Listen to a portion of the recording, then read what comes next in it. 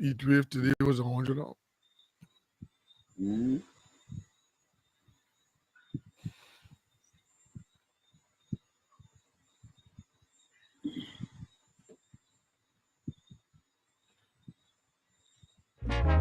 Ooh, go so with your badness. We know you're not slackness. This a Rasta business. Ooh, run come give me the roots and culture. Chase them vulture.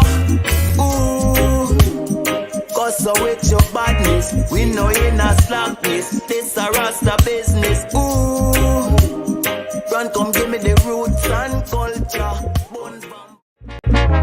Ooh, go so with your badness. We know you're not slackness. This a Rasta business. Ooh, run come give me the roots and culture. Chase them vulture. Ooh, go so with your badness. We know you're not slackness. This a Rasta business. Ooh, run come give me the roots and culture. Bone vampire entire. It's passion. Give me. Alright.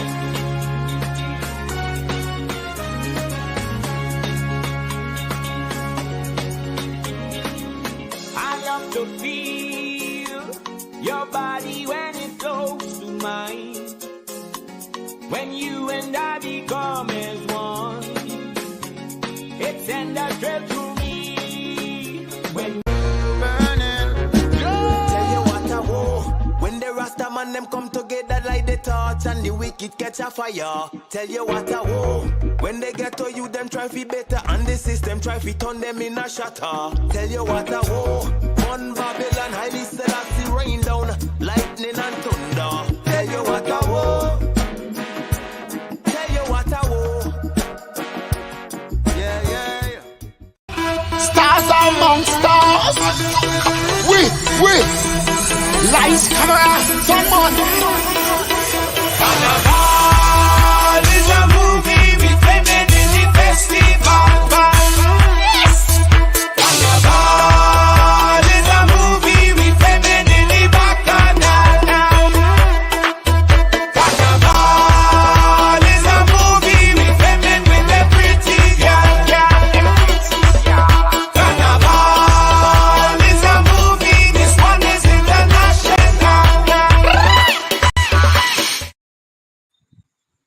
Yep. Yes. Yep. Good evening, good night, wherever you're at. Yep. Good night to all the listeners. Of course, this is the conversation with yours truly, Malachi, Selector Sherwin, and of course Martin Al Amin each Tuesday, just around this time, average, right?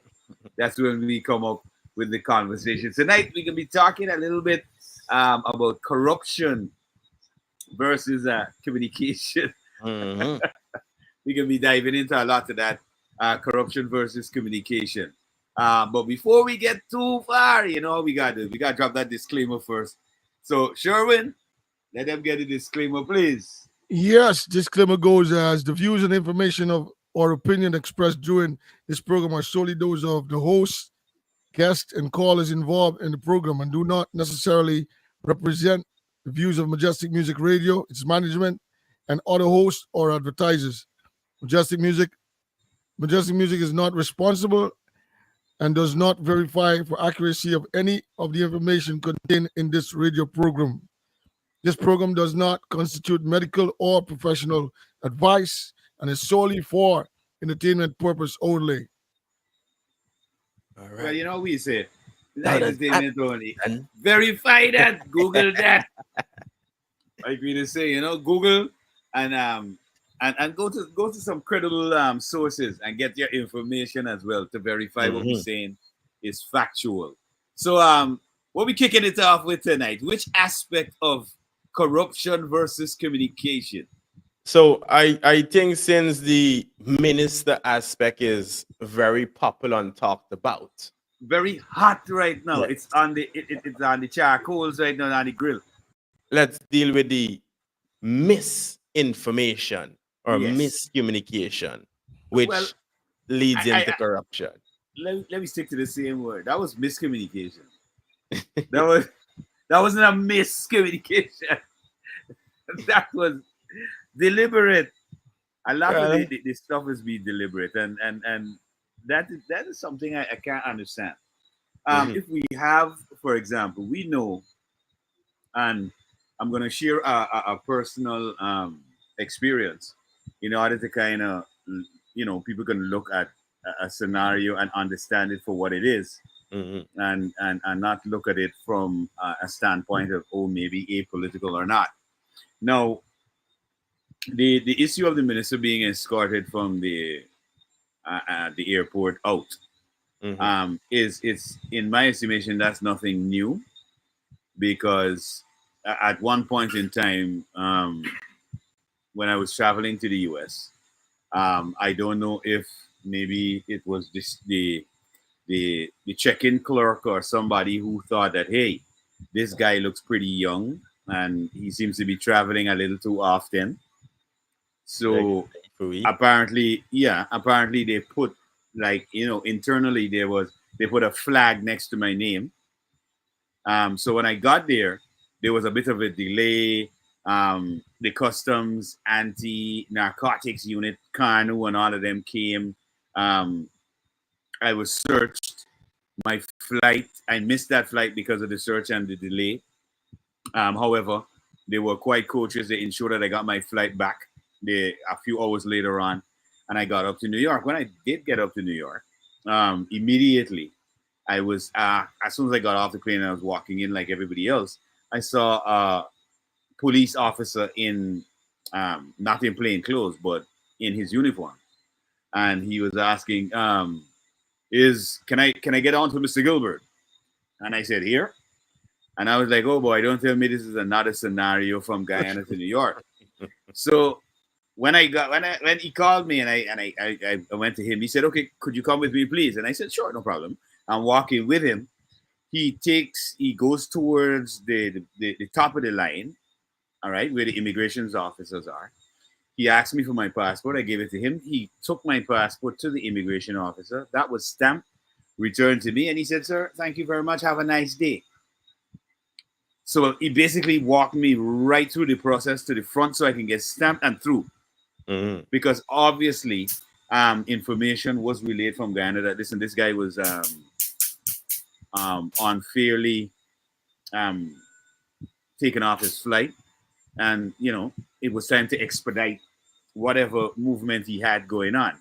So from that perspective, I saw that happen, and when I saw the video of the same kind of escorting the minister, I was like, nah, he's not under arrest, because if he's under arrest, they usually will put their hands on you. They'll either mhm. hold an arm or they'll put their hands on your shoulder to indicate that you're under duress. All right. Hmm.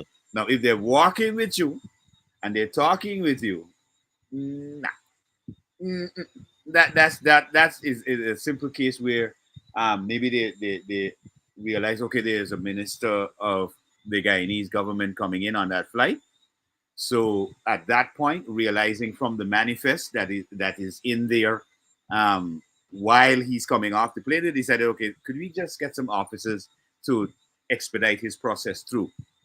And that is exactly what we saw. We saw him being escorted through. We didn't see any hands-on, as though you are under arrest or you will be incarcerated.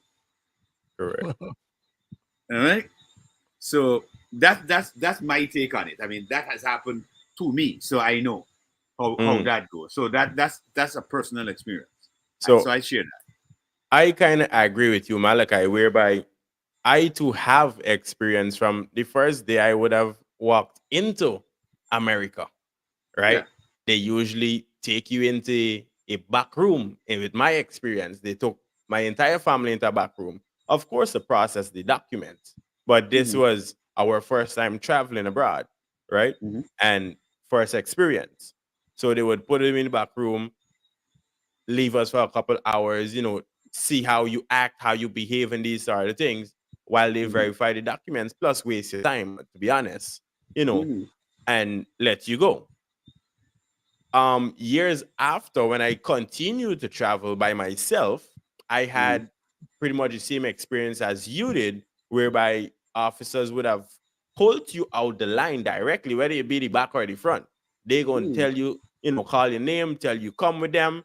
In my case, I went back into the back room a couple well times, right? So I Yeah. know how it looks by now, unless they change Yeah, it. I mean, no, I mean somebody who's looking on, like for example, the people who were in the line with me.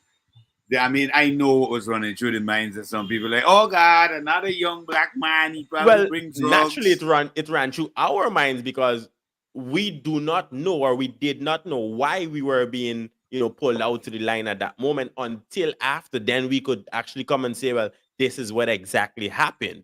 Yeah, yeah, yeah, You yeah. sight me. Mhm. So years go by. A couple years ago, I traveled back to Miami, and one officer asked me, and just so it's clear that everybody knows, just like Guyana have the police officers, is the immigrations officer, is the same thing over there, right?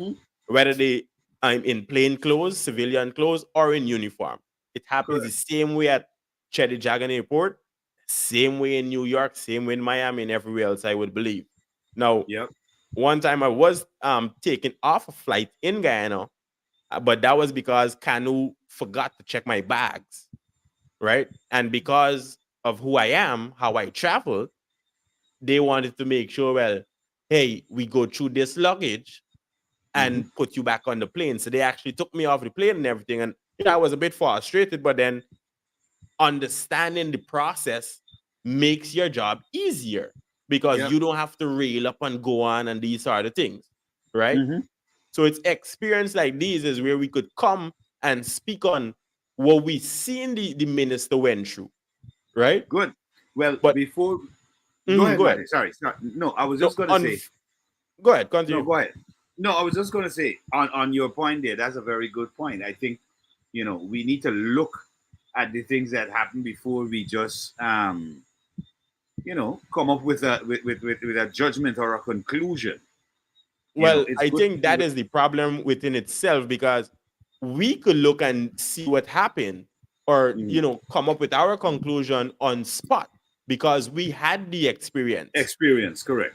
Unfortunately, a lot of our journalists who was broadcasting these information doesn't have these type of experience Yeah. because they haven't traveled enough, Yeah. right? And then if you're traveling like me, like I said, I am an important person. So when I travel in my luggage, I don't lock my suitcase anymore because it don't make sense for me to lock it because I know you're going to go into it, right? So I stop locking my suitcase. All the big zip and padlock and thing what we used to do back in days, I don't do that. But what I do is have my business registration because I do own a private security company, which that in itself is a red flag with the ATF and Canoe, right? So I Yeah. present my documents on top of my suitcase. So as soon as you boss meeting, you're gonna see me security uniform, you're gonna see me jacket, you're gonna see me business registration, me whole entire bio, everything on top there. So you don't have to pull me out to the line or come looking for me and embarrass me in any way because my information is right there. And I was told to do this by an officer in the US. Right? Because I was asked, why are you traveling so much? And I was like, man, I got family back home and I got business back home. And he asked, what you do on these sort of things. And I let him know. So he said, well, next time you're traveling, instead of saying that you're traveling on vacation and personal, you put that you're traveling on business because you are a businessman. Yeah. Right? And that way, my travels became easier. Even when I went to Jamaica, when I travel anywhere else, my travels is easy. You are always going to be asked questions no matter what. And if they don't ask you question, then they have the eyes on you, unfortunately. Unfortunately. So this is a sign of misinformation, Big right? time. Big time. And wherever the source came from, it was just a pickup, and everybody jump on it, and they just went No. straight. I think it was. I think it was a direct angle because we're gonna play news source report Okay. on that exact happening, Mhm. and just what I want the audience to do is to listen carefully to what is being said in the news story, and look at, and then I'm going to read a bit of information that came directly from the U.S. Embassy Mhm. on the same issue. So let's see if those two things align, which is the news story and the statement from the U.S. Embassy. Those two things need to align. So once those arguments align, then we can say, okay, we have fair journalism and stuff happening. All right. Mhm. Until then, we know if it doesn't align, we know something is going skewed. Somebody has an angle in a particular direction in terms of disseminating information. All right. So, Martin, you got that news Yes, story sir. from news source. All right. Let's roll that, and let the audience be the judge.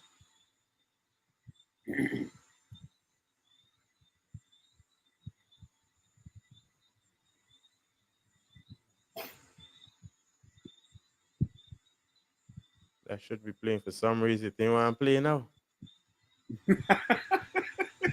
Yes.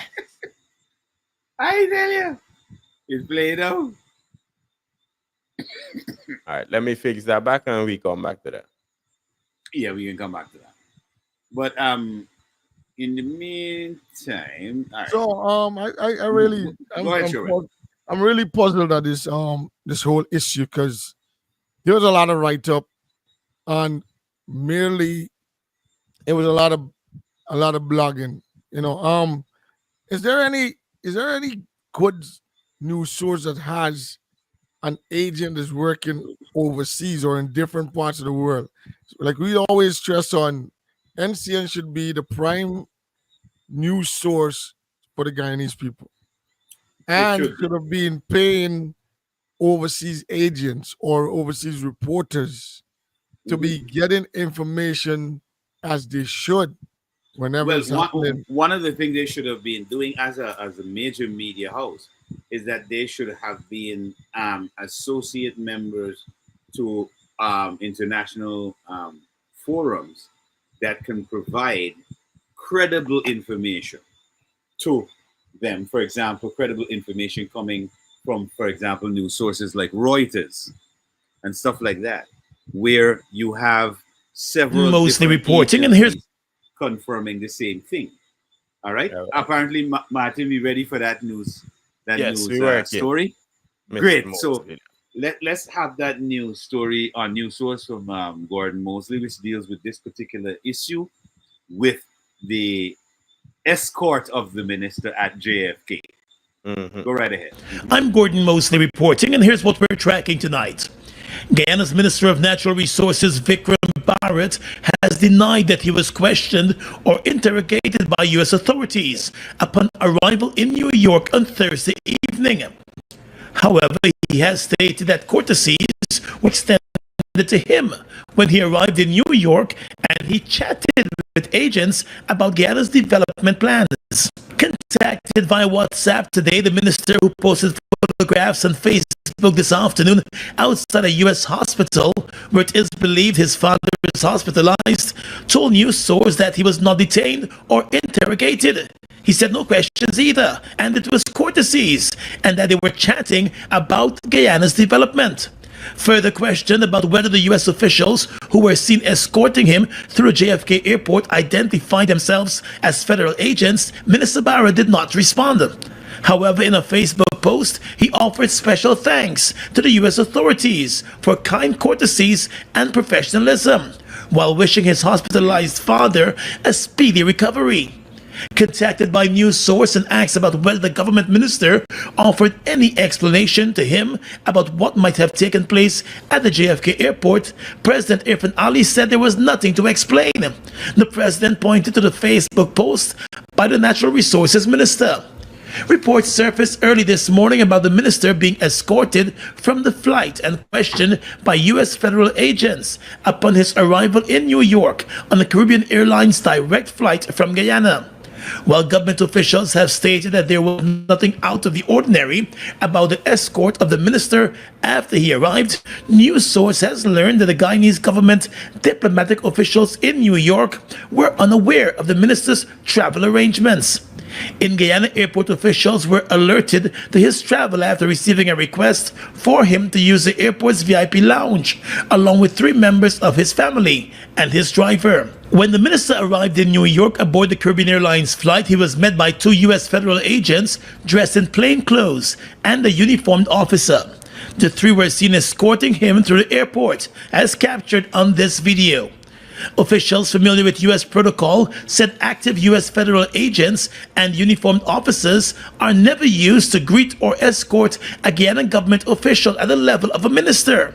They said that post is considered low-key, and as such, mostly retired protocol officers would be used if there is such a need. One official stated that the presence of 2 plainclothes federal agents and a uniformed officer would indicate that there was a serious issue or an ongoing investigation, and questions were likely asked by those agents. As Natural Resources Minister, Vikram Bharat overlooks the gold mining sector, which has come under scrutiny by the U.S. authorities over smuggling concerns. Just recently, 2 Guyanese businessmen, Nazar and Azruddin Mohammed, were sanctioned by the U.S. Treasury Department in relation to allegations of under-declaration of their gold exports and the non-payment of more than $50 million in taxes to the Guyanese authorities. A permanent secretary in the government, May Thomas, has also been sanctioned by the U.S. over her alleged role in a bribery scheme that involved. All All right. right.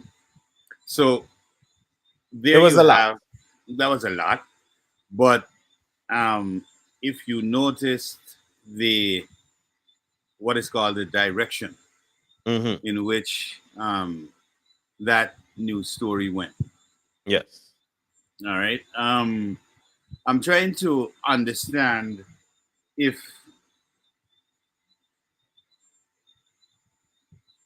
he was escorted, which we can see on the video. Mm-hmm. All right. He wasn't arrested. He did state that I was escorted, but I was not arrested. I was not interrogated by any law enforcement body at the airport. All right. That was what was stated. Um, Attaching the recent case of the Mohammed's family, all right, and the fact that they're sanctioned in the gold industry and the underlying messaging that Mm-hmm. that person is responsible for the natural resources sector, all right, is what we call pinning a situation that throws a bit of shade on the minister. Mm. All right. Now, that's okay as a journalist if you've got a particular angle. But what I always tend to say with news stories is that we don't tend to see what is called the follow up. All right. Because just like that news story came out, hours later, there was a statement made by the US Embassy, wasn't there? Correct. All right.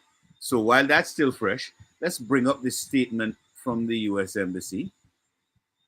I believe you have that part on you. Yes. Let me just bring that up really quickly. So, in the meantime, right, Yeah. without even listening to the recent report that we played and just paying attention to everything else.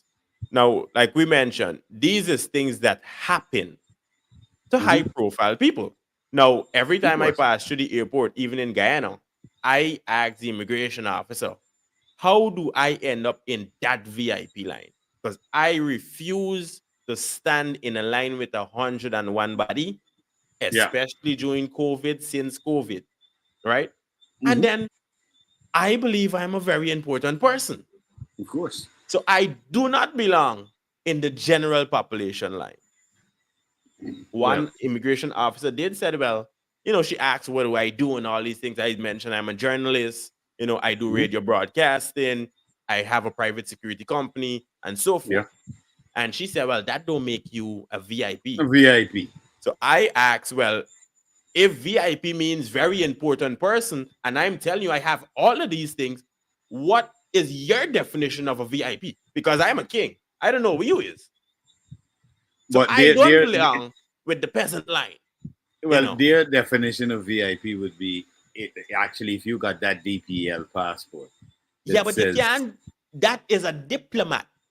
That's a You see, diplomat. this is the problem with the English, right? No, I know. This is where they have an issue because they're thinking diplomat. Correct. Goes to VIP line. Where there is room in the VIP. The VIP is also for the diplomatic corps as well. A lot. Actually, but it is separate. In Guyana, Malachi. Yeah, in Guyana airport, there's two VIP lines. One on the outskirts and the one where the wheelchairs usually pass through because there's two booths. And we don't pay attention. We like to stand and bulk up ourselves in one line. But when you see the flight attendant or the flight crew in general, the pilots and everything, where you think they're going? Yep, that's the very important thing. but just before, let's read what the U.S. Embassy statement had to say with this particular issue. The Embassy of the United States of America in Georgetown has vindicated Natural Resources Minister Vikram Bharat after confirming that he was neither questioned nor detained by U.S. authorities upon his arrival at the JFK airport in New York on Thursday last. And I quote, as Minister Bharat stated, he met with authorities upon arrival at the JFK, but was neither questioned nor detained. The government of Guyana has made no inquiries regarding the meeting, the embassy told news source in a statement yesterday following questions about the incident. On Friday, veteran journalist Enrico Wolford alleged in a social media post that the government minister was escorted off the plane and questioned by federal agents at the JFK airport last night, 11th July 2024. So that was a statement. That was a post done by Enrico that kind of said that this whole story. This whole story is just mixing me up because I'm trying to be on a common sense side of things now. Okay, so this whole event happened where this guy was leaving the country unknown to the government. Right? Remember that was one of the statements. Right. That was one of the things. All right, good. So let's listen to my steps. Now, no, but hold on. No, but when you say that, hold on, Sherman. When you said unknown to the government, was that confirmed or was that this is what we call injecting information? Because where did that information come from? How did the journalists know that Mr. Vikram did not inform the government of his travels? Mm-hmm. All right. Anyway, fine then. But he's leaving the country, right? Yeah. And then he gets to JFK. Correct. Agents just pull up on you. For what reason? There had to be a reason for them pulling up on you. Now, they can just pull up and say, okay, our name is Agent X, Agent Y, and we just want to make sure that we be your company until you get to the immigration officer. He said that according to what his statement is saying, he said that they were having conversations about the development and all these different things in Guyana. All right, but hold on, Sherman. Let's go back. Let's go back. Let's go back to what you were saying earlier. Let's go back to them going to him to escort him. All right. Now, as Martin and I stated earlier, we were both escorted. I was escorted before. Martin was escorted before. Now, there's protocol in terms of how that happens. All right. Now, I don't think they just came up to him and announced da da da da da da da. What I No, think, they have to recognize themselves. I'm no, Agent no, X. I'm Agent no, Y that's understood. But from I'm telling you XYZ. how they got there. How they got there was Right. based on the manifest from the aircraft of the individuals on that aircraft. That's how those agents knew he was on the aircraft. Okay. Now, from that manifest, even before he landed at JFK, they knew that he was landing. So when he landed, Correct. those officers moved to front and said, okay, we'll take him out of the line and bring him to the front of the line. Because it's the exact same thing I was explaining that happened to me. They knew that this person had an issue in Guyana before leaving the Chetty Jagan International Airport. There was a delay. That delay ended up in the consequence that person came on a subsequent flight, which would be me. So in order to facilitate, because they knew based on the information that I had provided that I was late for whatever event it was I was supposed to be participating in, they decided, listen, they're not going to wait for me to stand there maybe for another hour in the line or whatever. Right. So they decided, listen, we're to come get this guy out the line because he's already been delayed. His flight, he missed one flight already. So let's do this. They came out. They said, they asked my name. I said, here I am. I presented myself. They said, come with us. They took me straight to the front of the line, took my passport, got it stamped, and said, have a nice day. Now, one of the questions I would ask based on, you remember the initial story came out from Enrico Wolford. My thing is, who was behind the minister with the camera? And it didn't That look a is what I little like wanted to know also. it didn't look like somebody knew the minister's itinerary. They were also on the plane, and like they had an inkling that, listen, some officers gonna come up to the minister here, so I can have my phone on cock, ready for this scenario to play. Ready to go. Think about it. Because you know when you're traveling at the airport, you don't readily whip out your phone in certain environments, bro. When you just come off a plane, you don't readily whip out your phone.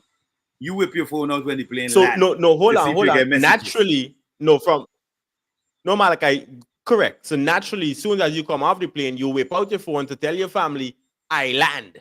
I've landed. Yes, right? Good. Not to video the person in front of you or behind you. Even if you're taking a selfie coming out. That is it. That's what I'm saying. More people are your natural thing says call people and let them know I on the ground. I collect my luggage and I coming out there. No, but it could be natural that correct. While coming out, you recognize this is a minister. You notice the and minister. And then you realize that agents pull up. You just notice the minister that popular like that. No. Coincidence don't just happen, sir, brother. This is the problem we have in Guyana. No. I have came off the plane with police officials and other government officials many a times. We have worked with people, the Suriname president and so forth. Correct. We know how these things happen. These protocols work, bro. We in coming off and readily, oh, minister, let me grab a video from the back. Why not just go and ask for autograph if you fancy the minister so much? Yeah, so much. Ask how you could get a job, get into the business of gold mining or whatever else in natural resources. Why just pull out your phone and video? So this is the problem that I have being a bodyguard. Our government officials tend to like to be very comfortable and be with the people and on the ground. If you're a minister, remember I said I count myself as a very important person. This is from at a very young age. So since in high school, if anybody you go and verify what I'm telling you, Google it even. Since high school, I had bodyguards. And I'm not a minister. I'm not the president. I'm not nobody else as very important with diplomatic passes and issues. So if I had bodyguards since high school to today, why the hell is the minister walking around without protection when you are one of the most important people in the country? That's a fact. So this is our problem. We take things for granted. Yeah, listen, you know what is the thing? And I mean, at some points you can't knock at the PPP for their behavior. because really and truly, the whole image of the PPP is the grassroots. All right, so they tend to avoid the extravagant security measures and that kind of stuff, because when we really saw a lot of security, hold on, when I saw a lot of security was in the last administration. All right, when I tell you real security, all right. Now these ministers, and you can see this, you see the infrastructural minister come out to his forerunner, and he telling the interior there's no security team moving with him. It's just a couple of officials from the ministry, maybe one police officer, and he's going to visit hinterland areas. He will go to, for example, when he had the checking out the area where they're putting down the bridge, the structure for the solid bridge. He was in that area. I didn't see armed security or much security presence around the ministers. So it is a thing with our politicians, even during the time of even previous presidents of Guyana. There wasn't really this overemphasis on securing on your safety. No, there wasn't. There was not, bro. There was not. I'm telling you this. And as somebody in security, even though this. Back in the days we had people running up to the president's residence with big riots and these sort of things, where people was gunned down apparently. Yeah. Even up to a couple years ago, where a man showed up to President Ali's residence and demanded that he come out. We don't think that we need to protect ourselves. Right. No, I'm not saying that. But what I'm saying, our culture over time has not been one of that, what we're talking about that security, that level of security.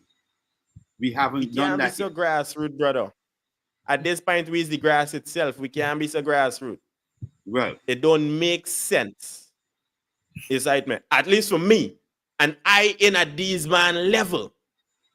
I don't go nowhere when I'm in Guyana. I have my bodyguard. When I'm in the US, when I travel anywhere, I have security. I don't need it 9 out of 10 times, but guess what? As they say, I'd rather be caught with it than without. You mean you ain't getting caught? Because imagine something happen. Exactly. You're getting caught lacking. Catch me with me security like they throw you on your head. Then you throw me on me head.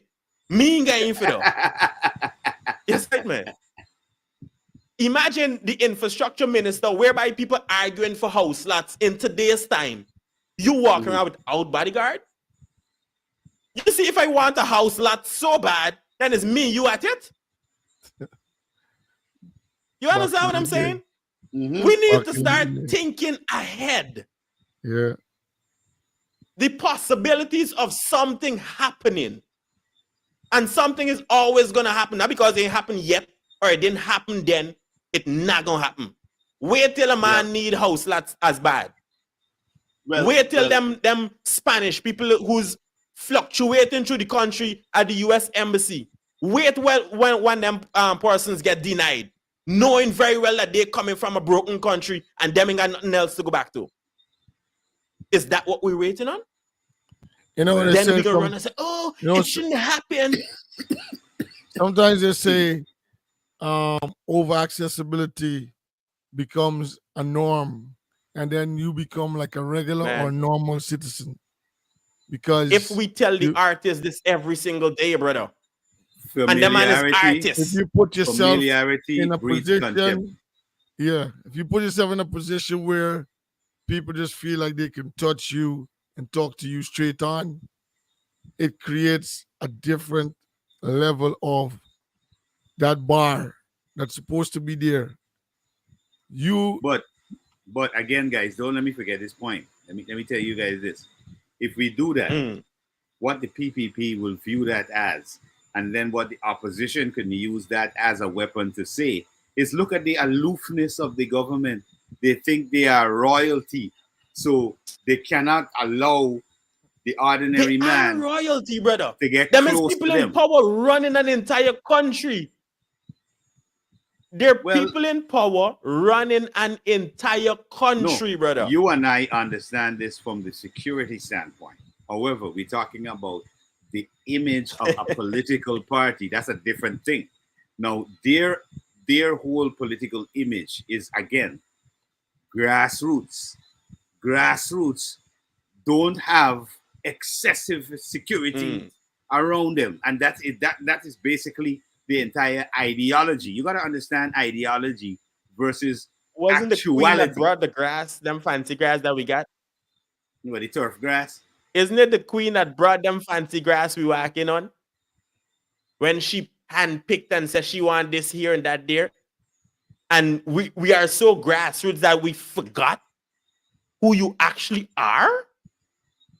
No, well, we know who we are once we understand who we are. But what I'm talking about here, Martin, is from the political perspective, and that only. All right, their political ideology is Mhm. one of we meet the working class, the grassroots man, the cane cutter, the weeder man. It used to be That's that. that. No, No, no, no, no. no, That's, no, that's the days of Jagan. no, no. That's That's not it. the days No, today. no, no, That's no. not This is what I'm today. saying. No, but this is what I'm Today, saying. it is The the idea. PPP is very much inclined with the business class of people. They are not down to the grassroots like Jagan used to be. Jagan was for the grassroots. No, I understand that, but what I'm saying, These days is we're a talking about different scenario. we're talking Different about the part. overall. We're talking about the overall ideology. That's only Babu what they Jandi. project. That's What only they Babu project. Jandi. That's All not right. on a regular day.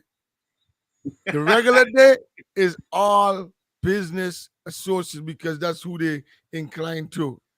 But Well, in the days of Chetty. Luncheon, Jagan, and all these guys, it Mhm, was the grassroots, which was coming from the estates, the mhm. farmers, the rice farm, everything like that. No, but No, hold on. But right now, what in your estimation, do you think that in what you're saying, they're more aligned with the business class?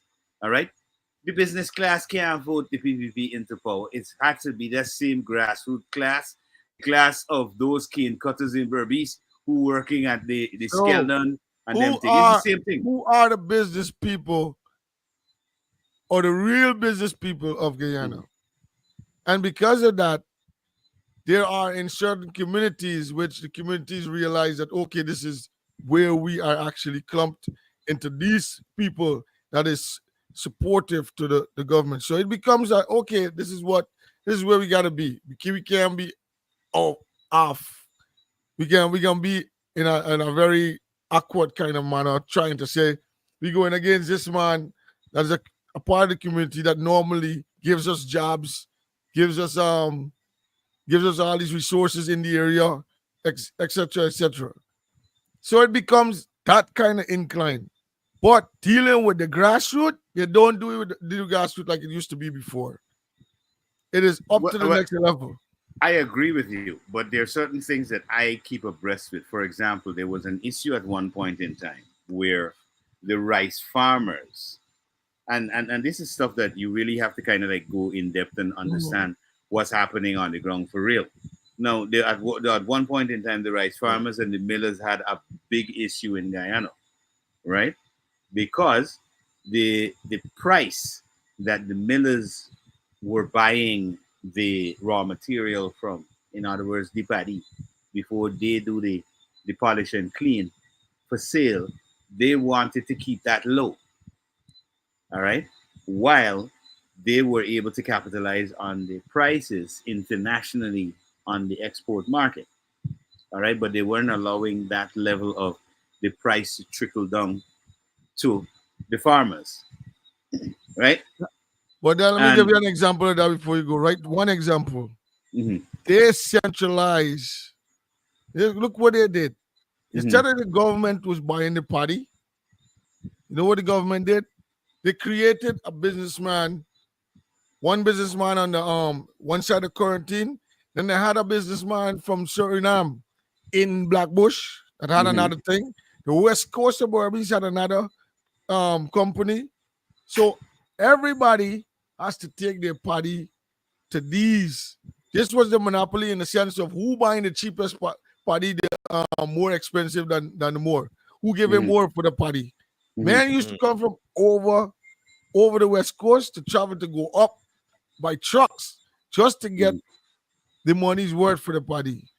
If the next man switch and raise his price, that's how it goes. So it was that create where with now if the government was saying, okay, we can control this thing and give y'all a good rate. We can tell these men this is the only price you could say that you giving the minimum. So you trying to tell me that in that sense they catering for the grassroots? No, they're not. And this is the man them that hustling and tiling and then bring it to you for you give them next to nothing whenever. I'll tell you what I'm gonna do. I don't have, and I don't want to talk out the term. I don't have because I know there's a bit of information more in that rice situation that I need to get involved in. I'm going to call this guy from at one point in time he used to run the rice board. That was Don Kumar Siraj. The rice board and all them bring the gun.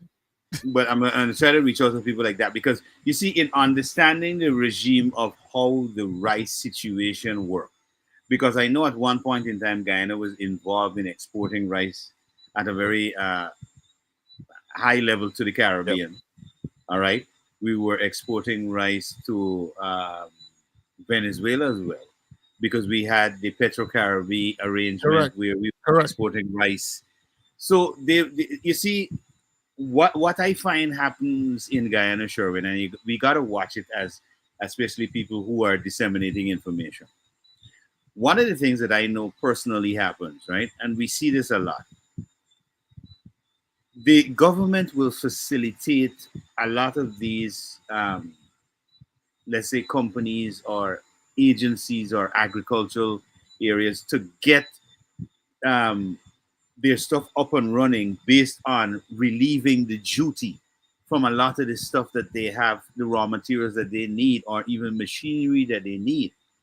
But what happens is that they want to have all these concessions, but at the same time, they don't want to sell at a competitive price that, let's say, if the government gets involved, they can say, listen, we can make a margin off of our investment that we've done, which would be a public-private investment. We get some money from that.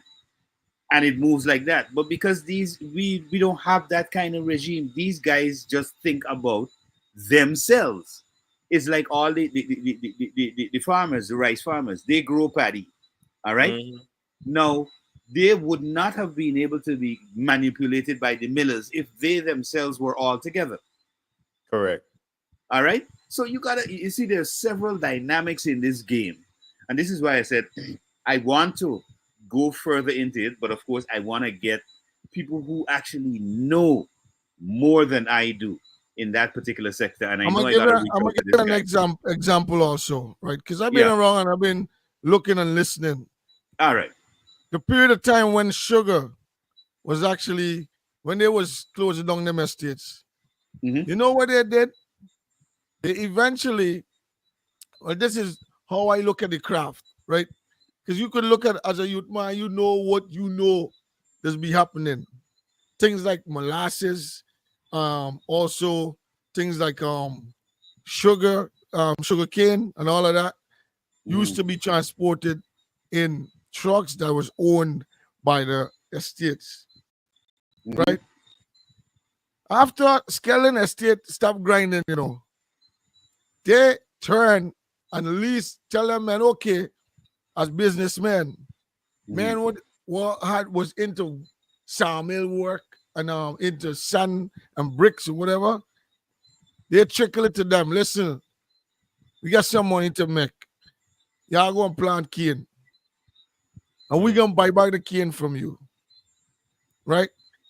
Check all the cane, and then you're gonna transport it to Albion, which was one central point for all the boy, and it was a rain of that's what the business is.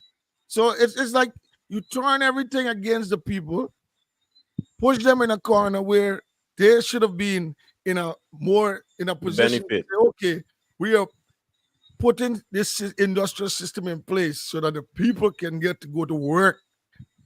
So Mhm. here the problem with that is, right? The government shouldn't have to put anything in place but the laws and the regulations. Bro. We as Guyanese Did don't not really see the like to difference. compete, Maji. In Yeah, any I business was just area, we don't like to compete. I was gonna mention that thing. Guyanese got to get more into this space of we are competing with the rest of the world. Stop believing that by some miracle or by some I don't know what it is that we are ahead of everybody without actually competing with them. Not even with the rest of the world, because we can't even compete with ourselves. Exactly. Just like we've said many times, every corner in Guyana have a knock-up shop. Every single corner that you pass have this. Almost every house, at least 90% of the house in Guyana, have a business in the yard No, or downstairs. directly under the house. Of course. So we don't want to compete. We just want, oh, he doing that, let me do the too. She doing that, let me do the too. Instead of putting things in place, which is the government's job to say, well, let's create a rice board. Let's facilitate the rice industry or the sugar industry or whatever other industry. We gonna come up with the laws because that is our job. So also these people don't understand what is their duties. Well, So you see one man doing this, another man we doing know that. for a fact. We know for a fact there is a rice board. All right. What I think has happened over time is our original rice, which we had in Guyana, because when I came to Guyana in 1992, I going to Stabrook and Border, I never saw white rice. You know what I used to see? I But used to brown see rice. brown Brown rice, rice. Brown boiled rice, yeah. right? I used to see brown rice. Later on, through the new I think it's the new GGMC, um, they introduced the GMO rice. Then I noticed we had now white rice on the market, and we had that kind of, as Sherwin mentioned earlier, the parboiled rice. Because everybody in Guyana knows this, and I'm going to say this now. I know about cooking my rice today, and I don't have to refrigerate my brown rice. All right, I can leave that right there in the pot on the stove. I don't have to heat it up. I could get up the following day, heat it up, and that is good to go. Right? If you do that with the GMO rice right now, from the time you boil the rice and you're done, 4 to 8 hours after that, it becomes a kind of Sap.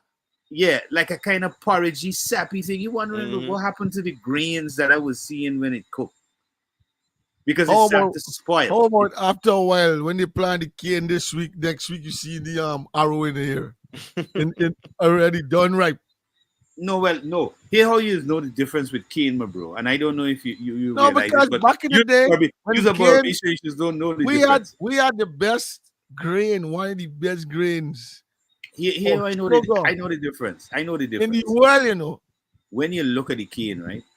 If the And outside is a bro, you used to see this thing darky like kind of crystals of gold. yeah. I remember going to a school tour, and when they hold a sugar like this and chewing it, everybody was just mesmerized. It's like, you look at what this thing is looking like.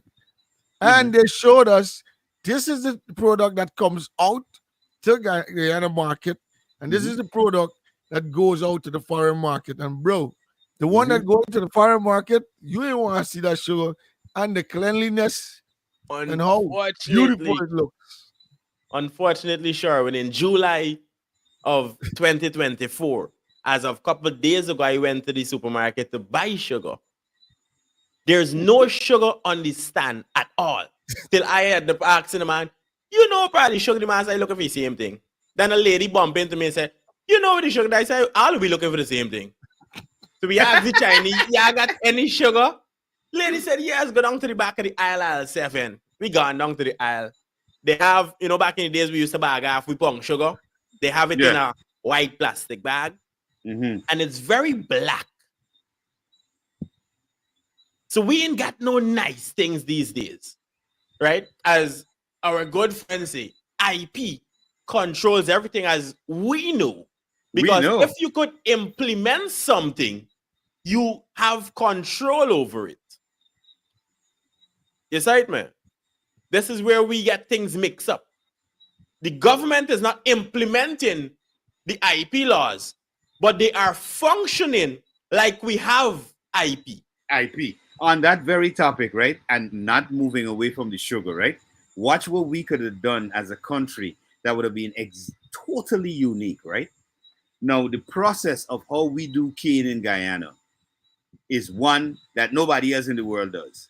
Nobody else in doing cane manually, with, like in slavery time, with banners walking through cane field with cutlass, cutting cane, bro. Nobody does that. Guyana has a unique process of doing this thing.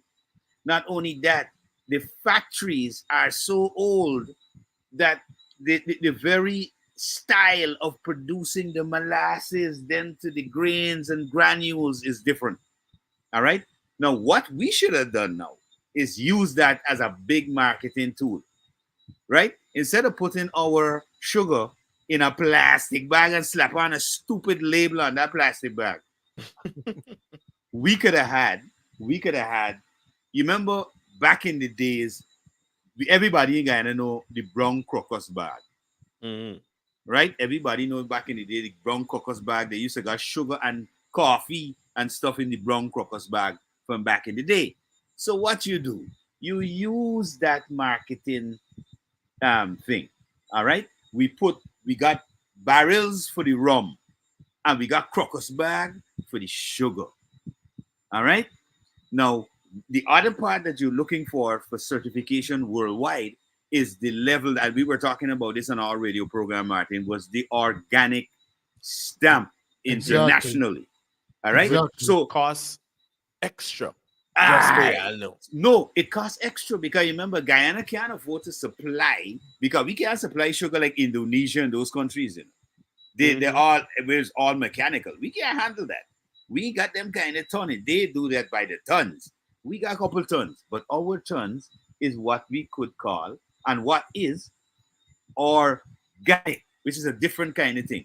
So when you come to Guyana, for example, this is how you start the marketing. I think all the hotel chains that now setting up Best Western, Marriott, all these people. Once you in our country, and this is what should have been part of the local content bill too.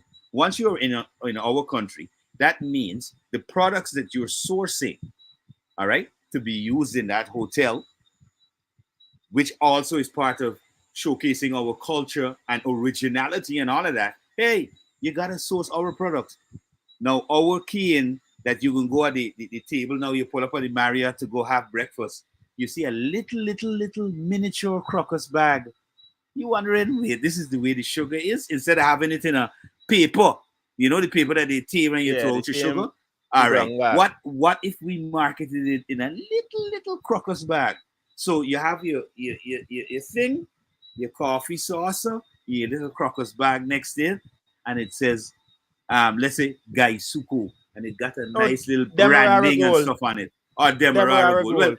Well, we want to say Demerara Gold, you know, because we know that got enough controversy at IP. There's a problem, but you know that got problem. Demerara Gold, man. Well, the question that I always ask myself, right? Yeah. With all these different things, okay. Now they got a shortage of sugar. Like recently somebody said, shortage of sugar, England or whatever. Okay. But couldn't a country try to feed itself?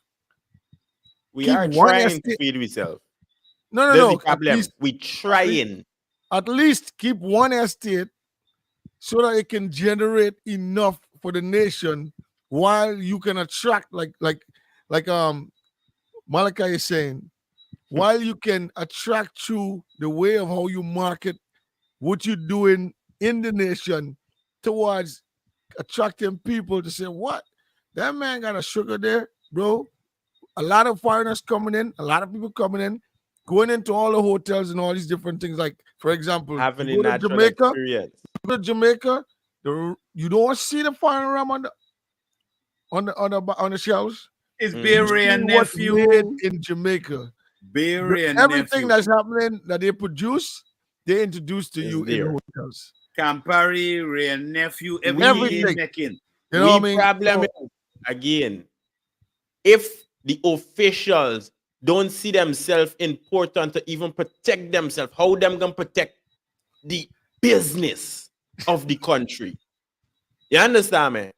You know, I don't even see Guyanese like really emphasize. Like, for example, I've seen guys make music videos in Guyana, and maybe it's a fault of theirs or maybe it's a fault of the companies, but we don't see that level of endorsement. And when we say endorsement, we're talking about product placement. El Dorado is a world-renowned rum. All right, we're talking about internationally standard rum. big. And I see And- guys doing music video and we including we own rum and Campari and Monkey Lack of and these. creativity, lack of They got vision. It nothing. goes from I'll tell top to everybody, bottom. They got Our nothing rum- now we rum.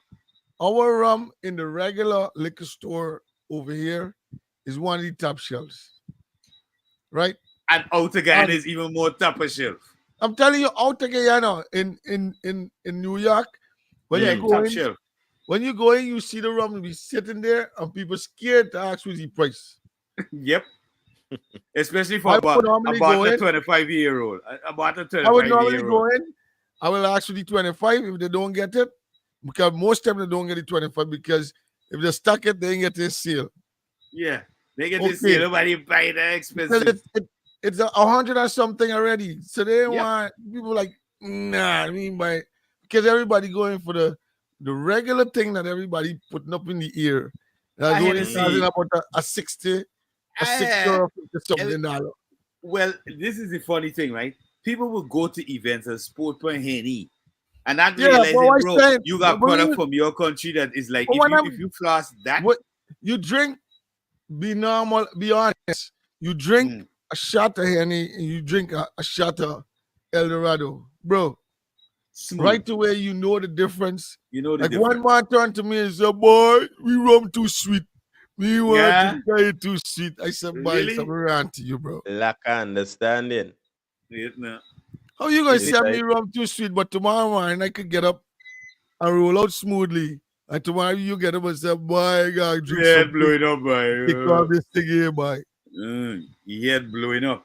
You know what I This- mean? You see here what happened? You see, the knowledge of rum comes with an acquired taste, right?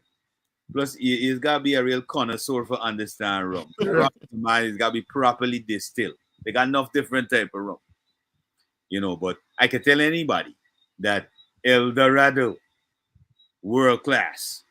You know what I mean? If you look at the tasters and when they're tasting the rum or liquor, yeah, they will always tell you they look for that little sting, that little zing. But when the zing could smooth off, the way Yes. that they want it to smooth off, that's good. what they judge it by. Yeah. If you stinging and you keep stinging, bro, you ain't good rum. You're a little too You hot something- on the yeah, alcohol something level. wrong. You're too hot You on know, the alcohol correct. side. You know what I mean? You Yeah. got to get that zing and then that smoothness coming after it. But not to stray too far from the topic. But you know, those are things that we should be focusing on. Yep. The industry here in Guyana has got so much potential because it's not a huge one, it's a small one. And because of that, it not only look, I'm just giving you a small aspect of the ideas that can derive from the sugar industry. That can also be a major tourist attraction. Because let me tell you this, like I said before, Guyana is unique. The whole pontoon issue, the whole cutting cane manually and entering it That was into a big, that was a the big, system. Literally, you can have people tour the making of cane in Guyana while it's being made for real. Lack of especially the vision. areas where the tractors couldn't go, and you would have to see the ox. Them Everything you ox see, that pull those punts in those areas because of the this was area yeah. that is, yeah, that's all things that used to be depicted in paintings and all of that. Big No, time just- Let me as show a you part this. of Guyana culture. Let me show you this.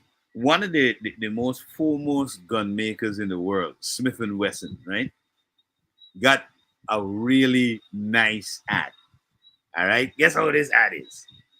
This ad is, back in the day when they were, according to them, conquering the West, Mm. right?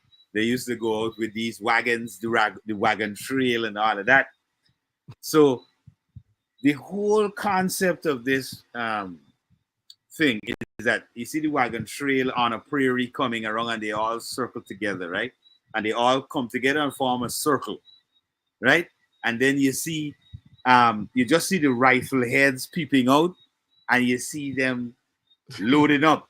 Everybody loading up, right? Then you hear, like, in the distance, you hear it like if Red Indians coming in for real. But you ain't seeing no Red Indians because obviously they can't portray murdering of indigenous people now on TV, right? So the whole idea is the noise, and then they go for another close up on the weapons they're pointing out, right? Then you see some rungs go off, and it's enough smoke, and then that's the end of the idea, though. The final part of it is about protecting yourself, right? That's the end of that. Now, what I'm trying to bring out here is the concept of they knew they're using the idea of how we gain the West, how we take this territory here, to show you that if you want efficient protection that we use from since back then to now, Smith & Wesson is the gun to have because of its reliability from how much 100 years back to now. All right. So we should be marketing our product as, hey, for hundreds of years, Guyana has mastered the art of growing fine gold through cane. It's all about the tactic. You're growing gold through cane because when we finish with the cane, it's gold crystals we have at the end product. The culture of Guyanese mostly because of the political sphere, and I keep talking about it over and over. Yeah. The culture of Guyanese is never in the sense of protecting their history or being proud of the little things that made the difference in the country. That make us unique as Guyanese. Right. That's the thing. Even icons, even people that was very much historians in the country, they are barely recognized by the country of itself. Of origin. We haven't recognized because this man is was a PNC activist. And this man was a PPP activist. A WPA man, no recognition. They're responsible to depict their people. We're responsible to depict we people. And that kind of that drift is just always that is why we cannot put people in power. Nobody respects the people that should be respected that came along the way of history. And to made say, a big difference. This is how this country come to where it is. Yeah. Correct. You know what I mean? Hence why we can't put people in power who don't understand the assignment. Yeah. Whether it be the president electing or any officials leading down, especially the ministers. And just a side note, since we did give out a lot of ideas, right? Yeah, don't touch it. No. Hold on. It's actually the opposite. We would like for you guys to wholesale lift up the sugar idea. Yeah, they better lift it up. Send a consultancy check. Yeah. Within our names. Yeah. Like I said, a consultancy check. Because we know. Listen, bro. We got so much ideas they can pelt out. And they don't. The thing about it, they are not costing anything extra than what is already there. It's just about how you implement a strategy. All right. But I don't think they're lacking of ideas, I think lack idea by what happens, no. The ideas are there. There are a lot of suggestions that's being fed.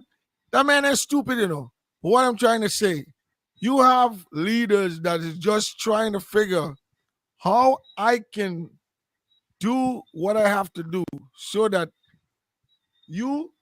I want you get this job because with you, we could deal with this thing on this level. Mm. Yeah, you, yeah, me, like we normally would So say. to full the pocket.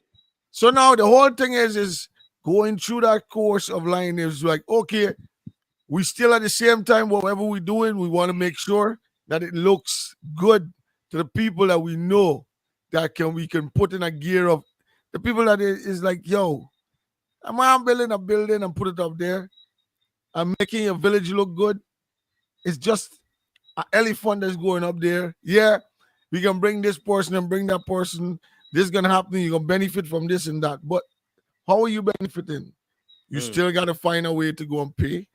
You still gotta find a way to get in a line to go for what you gotta go for. But is it giving any sense of production in the area? Is it giving anybody in the area a job that could sustain them for why really it's in the area? No, it is something that they could say, we provide you with this and this and Well, XYZ. as we know, our people like to be praised and bribed for some reason, right? But before we get into everything else, we can jump to a little ads. You know, we got little Yeah. things to promote Yeah. and Yeah. come back to you guys. Yeah, let's get some margin Yeah. come back, man. Yeah, man. Ooh, go so with your badness. We know you not slack this. This a Rasta business. Ooh, run come give me the roots and culture. Chase them vulture. Ooh, go so with your badness. We know you not slack this. This a Rasta business. Ooh, run come give me the roots and culture. Ooh, go so with your badness. We know you not slack this. This a Rasta business. Ooh, run come give me the roots and culture. Chase them vulture. Ooh, go so with your badness. We know you not slack this. This a Rasta business. Ooh, run come give me the roots and culture. Bone vampire entire. It's passion. Give me. Alright.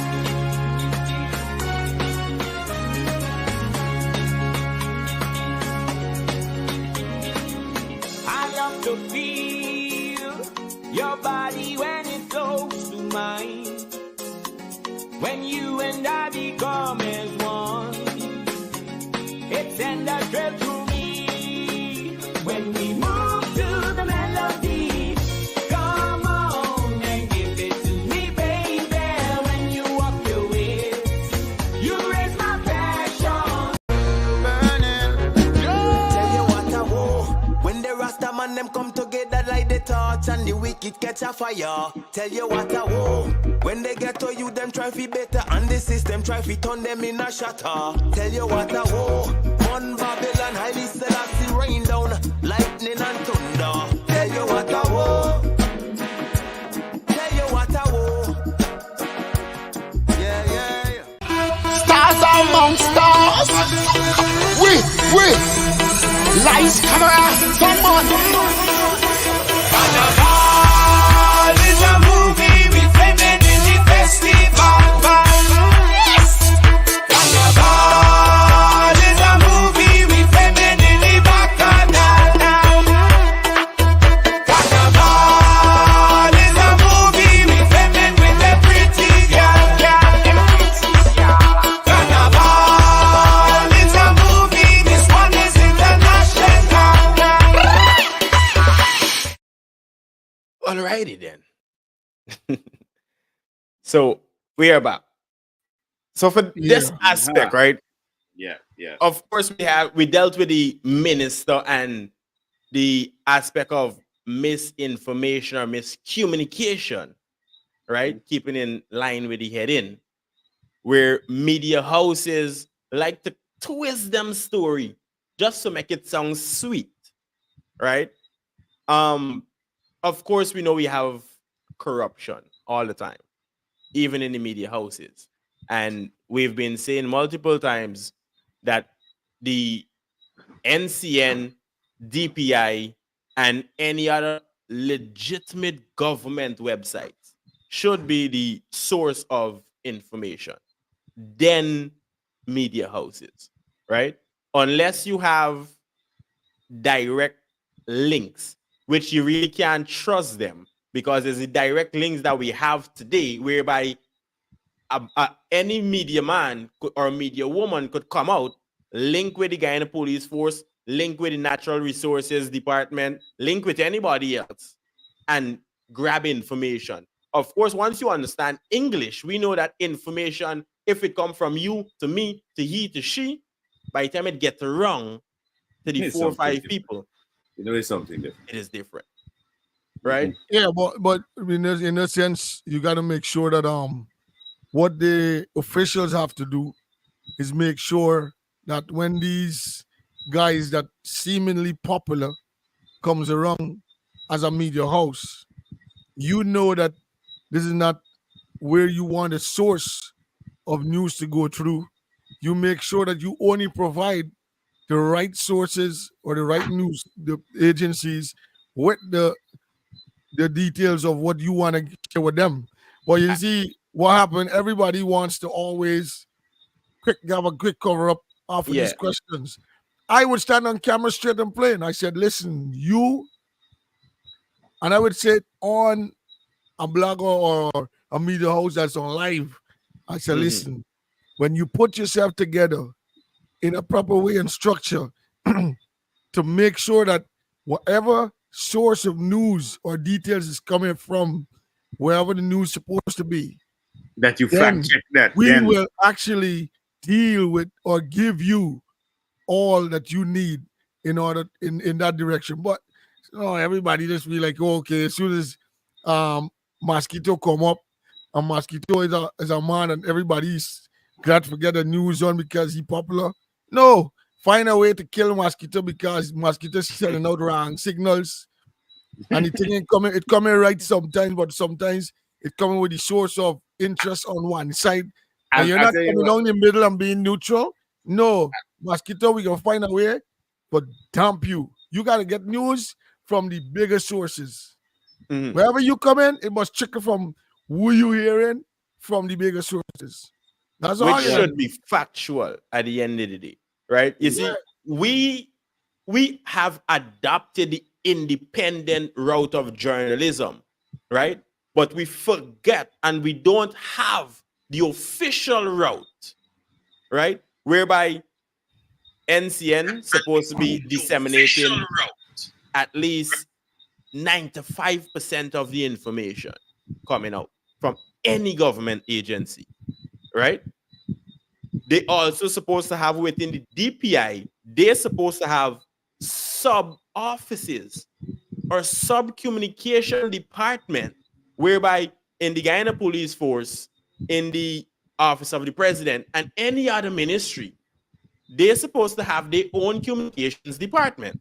But we don't have this. Instead, we have the vice president coming on a press conference every Thursday, the president getting up out of bed when a disaster happen, coming directly and speak, which in that point he is needed. The head of the GDF coming out at any given time in front of the camera. So compared to the regular bloggers that we have or influencers, it coming like these officials wants to be an influencer instead of a high-ranking government official. No, because every office, especially these high-ranking offices, should have a press room or an area, and everybody that's coming into that room, you can't just come in because you hear, oh, you the man was doing. You gotta come with an official, which company you working for. If the company is not recognized by the people that we want to give this source to, you can't come in. And that's how you gotta work. You gotta put that structure Fellas, in place. I get what you're saying, Sharon, but I'll tell you one of the things that we know for a fact is like a huge error in the system. Now, if we just look at what's been happening recently with the Guyana Police Force.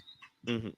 Now, first things first, The way to handle that is to allow your official PR to handle that. And I think that they have a PR section, which I think is headed by Stan Gavaya, right? Um, Another thing to this that I don't think that we fully grasp as yet is, yes, you can be the head of, let's say, a civil body. You can be a head of, for example, you can be the police commissioner. However, in press conferences, if you notice, even in the US and further afield, you have a PR who is representing, who will then take Correct. questions. For example, Joe Biden is the president of the US, isn't he? Mm-hmm. But of course, during the press conferences, that young black girl is the person who is representing the White House. And then all questions that are for the president are referred to her because she is the person who is better able to handle the press and to answer the questions. Yeah. So it doesn't always have to be like in our case, we somehow believe that once you're the boss, The that means direct thing. right, you got the end it all and say it all. That means if I don't come up front and I don't show my face and say, well, yeah, I'm the boss and behave a certain way, then I'm not gonna garner that kind of respect. But I think they need to understand that, listen, especially now in 2024, all right. We are a growing economy, we're an emerging economy. We want to create more job creations for our people. We have to understand that these are all facets of our development that need to come in. You don't Mm-hmm. need to. Every ministry should have a press representative, somebody who deals directly with the press, so that the press can say, well, we didn't get the information, so this is why we had to take it from Tom Jones, and when we take it from Tom Jones, it's wrong. There's another thing too. Another thing that is very much lacking in Guyana is quick and speedy reports. Now, if something kind of fishy happened, for some reason, everybody else finding ways to get the information out to people, and it becomes third and fourth and fifth and, like you said, when it's moving down, eventually it starts getting more and more into story and more into lie, or more into false misinformation or False, miscommunication. false narratives, Right. false narratives. So now, be it if you have, because this is what happens out here. Somebody just got shot. Be it if you have the full details or not, the first thing you got to do is come out right away and be like, listen, this is what happened today. This is what we learned. We are still in whatever. For the details, process we cannot give you more details up to now. So until we can verify. And it's simple like that. You clear the whole air. People say, No, but check at this least out. they're on it. But check this So out, you Sherry. waiting like, When no, people say, of don't course, even say nothing about the story. There's another man call you from somewhere. but Hey, listen, don't even when, talk some- about that. when somebody says at least they on it, I have seen stories out there, right? And Martin and I just look at them every time and we say, you see, this is an ongoing thing that's ongoing. So where's the follow on?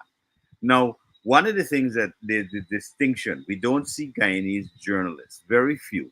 I mean, I think one or two, Michael Young, Gordon Mosley, maybe one other person, Mark, does a bit of what we call follow up on a news story. For example, a news story comes out on Monday, all right? And they will provide a follow up to that story Wednesday or Thursday. And if possible, if that story is an ongoing one, you will see something in the following week about that particular story. That is what I like to say is a bit of investigative journalism, because you have to follow that story and bring that information to the audience. All right. But we don't find in certain cases But that's real journalism. right. We don't But find, for we're example, if talking you're about talking the about agency. no, but hold on. That's If they're talking about corruption, why don't they do investigative reporting and expose that corruption? In other words, get records pictures, photographs, recorded audio, that kind of thing. That's how you do real investigation as a journalist. We also need to remember that a lot of these people is not qualified to call themselves journalists. Them is a man and a woman with a camera and a microphone. Right? This is the difference and the issue that we're facing with, because everybody and their mother, just like the shops, everybody and their mother have a camera. And we know we get extra popular if we could live stream like Critic does. Mm-hmm. So the faster you're able to bring a story, whether it's verified or not, you get the most clicks, you get the most likes. Everybody is now reposting from your pages. Mm-hmm. Mm-hmm. So we ain't got nobody taking a day or two and look at the situation. Mm-hmm. Yes, right, man. We ain't got that. Yeah, As how it's supposed I to keep be. saying the same thing. You guys are talking about journalism, which I respect.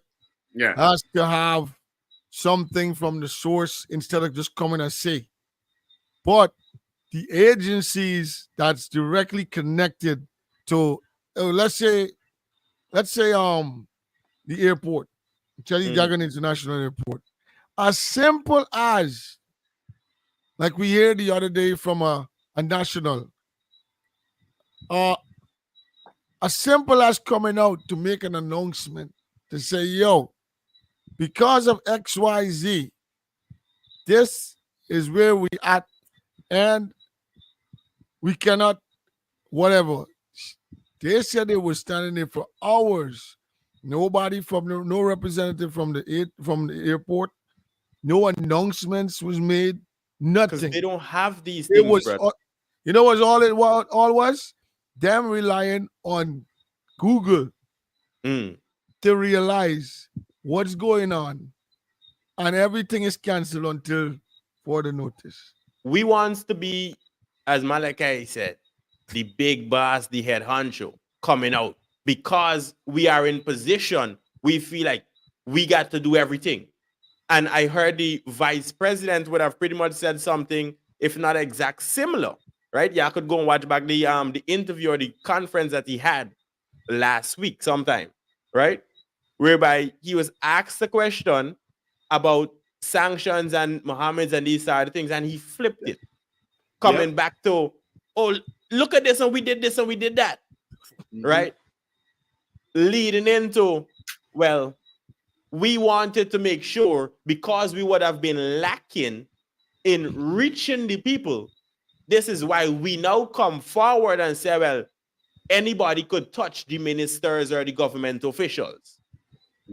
But you're not supposed to be able to touch the head honcho at any given time.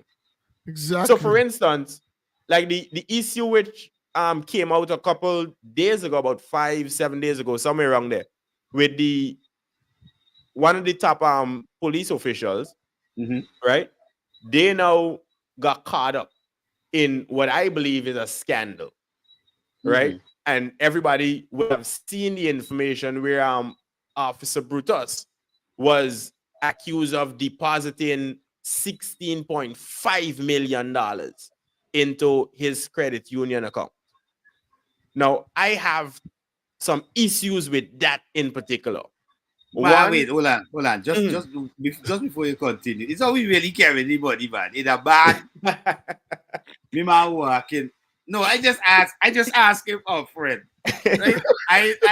I even sound like a comic, but I just ask him up, friend. It's how we carry this month. Hold on. Pick up. Let me be logical, right? We know how GT money is. Pick up, all right. We talking 16 point something odd $1 million, right? Now $100,000, what is about this now? Guys, beer 5,000, right? Correct. $1 million is about double $1 million is right. We talking about a nice little block.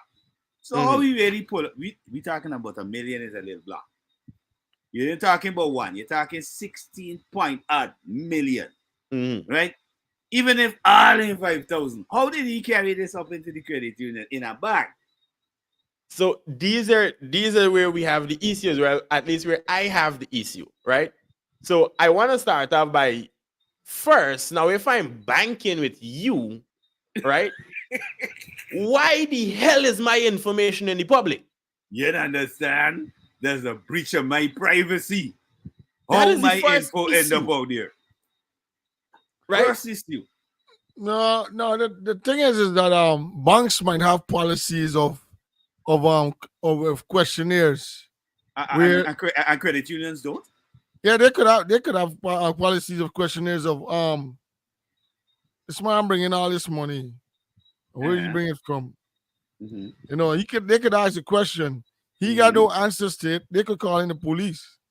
Look, listen, to they figure are out the where this- police. They Huh? are the police. They are the police. This is You my know, this is you why could be the police, but when you come in the bank, they always say this. When you Uh-huh. walk into the bank right away, you're an ordinary citizen coming as a person. Right? That's how it's supposed to be. in this scenario, this is not the You can't this turn is up the and tell police. the bank, tell this you is the the- police and all look right, me this- after right away. But this is the police credit union, though, right? This is an internal, let's say, banking system for the police. It is not geared for people who are not police officers. Correct. All right. So that I don't banking. know. I don't know. But look at it. Let's look at it now from exposure, somebody's privacy, right? Now, one of the things I'm not condoning, because I know some people might say, you see, they're condoning corruption or they're condoning whatever. I'm not No, talking about we none of we that. I'm reached talking the about corruption principle. level yet. I'm talking about principle here. Now, if I'm involved in a credit union, there is no way my information should be out there to nobody, regardless of whether I took $5 million to that credit union or $8 million. Whatever transaction was going on there was between myself and that union should have said to me at that time, sir, we have an issue. You would have to declare where this money came from. That's not public information, brother. Even So- when you go to any bank, that's not public information. You can tell another person, oh, that person said they got their money from here. This is why they're bringing it to Scotiabank. Huh? Mhm. That's not legal, bro. So as you could see Sherwin on the screen on the side, right? Now, as Malachi said, you kind of have to declare, right? I believe even in the US, the people is asking where the money come from. If you're taking Yeah. out a certain amount, they're asking what you're doing with it and all these things. Bro, right? in the US, if you come in there with a watch that them feel is too expensive, they ask you if you buy it. No, where you buy it. And How if much you- you buy it for? And if if it's you- too expensive, they want to see the receipt. If you you're don't a have a re- good receipt, it's gone. if you're the residents of the US, you gotta pay tax and they're coming in back. Exactly. With the So with the this excessive- right here on screen is the issue. Uh-huh. This appears to be a page, Mhm. right, out of some document, whether it be a book or documents that would have been submitted, apparently, right? Mhm. And it clearly say the source of funds is wedding gift Mhm. prior, during, and after reception. What? 16? My God. No, hold on. Remember, hey, Amalek means an important person. 16 million is not very hard to It's come not by. very hard to come by. I've seen weddings with more than that given in jewelry, vehicles, Exactly. property, money, way more than that, bro. Well, a corporal? No, no. I'm talking um, about an ordinary citizen who got married. I've seen them receive more than that money there. Yeah. So What? for a police official of high ranking, right? Why? Now that comes with some level of respect within itself. No. You see, this is where it comes down back again. Mhm. Bro, that's like shaming a system of a sense of, you know, there's certain things in the should be in the police system, might be a part of the law that we might not be highlighting or people don't highlight. These things of calling like gifts and offers and these kind of things and all of that. No, but It's a sure, part what should have happened? What we It's a talking part about? of a part of creating corruption. No, but No, listen, because Sherwin. Hold on. No. One second, Martin. Uh-huh. Sherwin, I think every major police officer, superior officer at the top, would have had to gone through declaration of assets, my bro. Correct. Well, listen. We was talking this the other day. How the police doesn't get all the money that they get. So Yeah, this is why we also call for internal affairs unit. Mm-hmm. We call for that as well oh, man. because So police it is can't natural, investigate. right? It is natural as a wedding present to receive certain things. Because even if when it's me bored, I already sent out a little list to me circle and say, "Is one these is the things I want." You see it? Me internal circle know well, I rather the money above anything else. Now, if I'm collecting funds and 16.5 million is about 79, we say 80,000 US dollars. A big official, how much people you think at wedding? Well over 100. Now, if all we come in and pool bread, how much money you think I walking out of it? It's kind of impossible. I don't care what nobody says. It's kind So of it's impossible kind of impossible because based of on the amount of cash money. Mhm. And then also a good man that has some kind of knowledge of the repercussions, especially being in such a institution. You know, he could have turned and say, you know what, I'm gonna take this money to a business money lender or somebody and let him But then cash me again, a this check or didn't something. say Guys, just to correct the sum, it's not 74, it's 80,000 US. mhm. 60 million, yeah, 80,000. 80,000 US. 80,000 US. Who giving you US like the man? No, so that's the conversion. That's Oh, the right? conversion. That's the conversion. But remember, lot of money, bro. correct. But here the thing, right?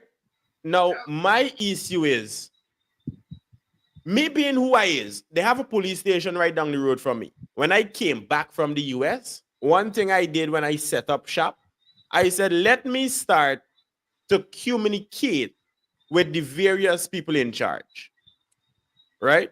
Because I want to know at any given time, they could call on me and I could call on them. So what do? You pack a nice basket and you take it to the office.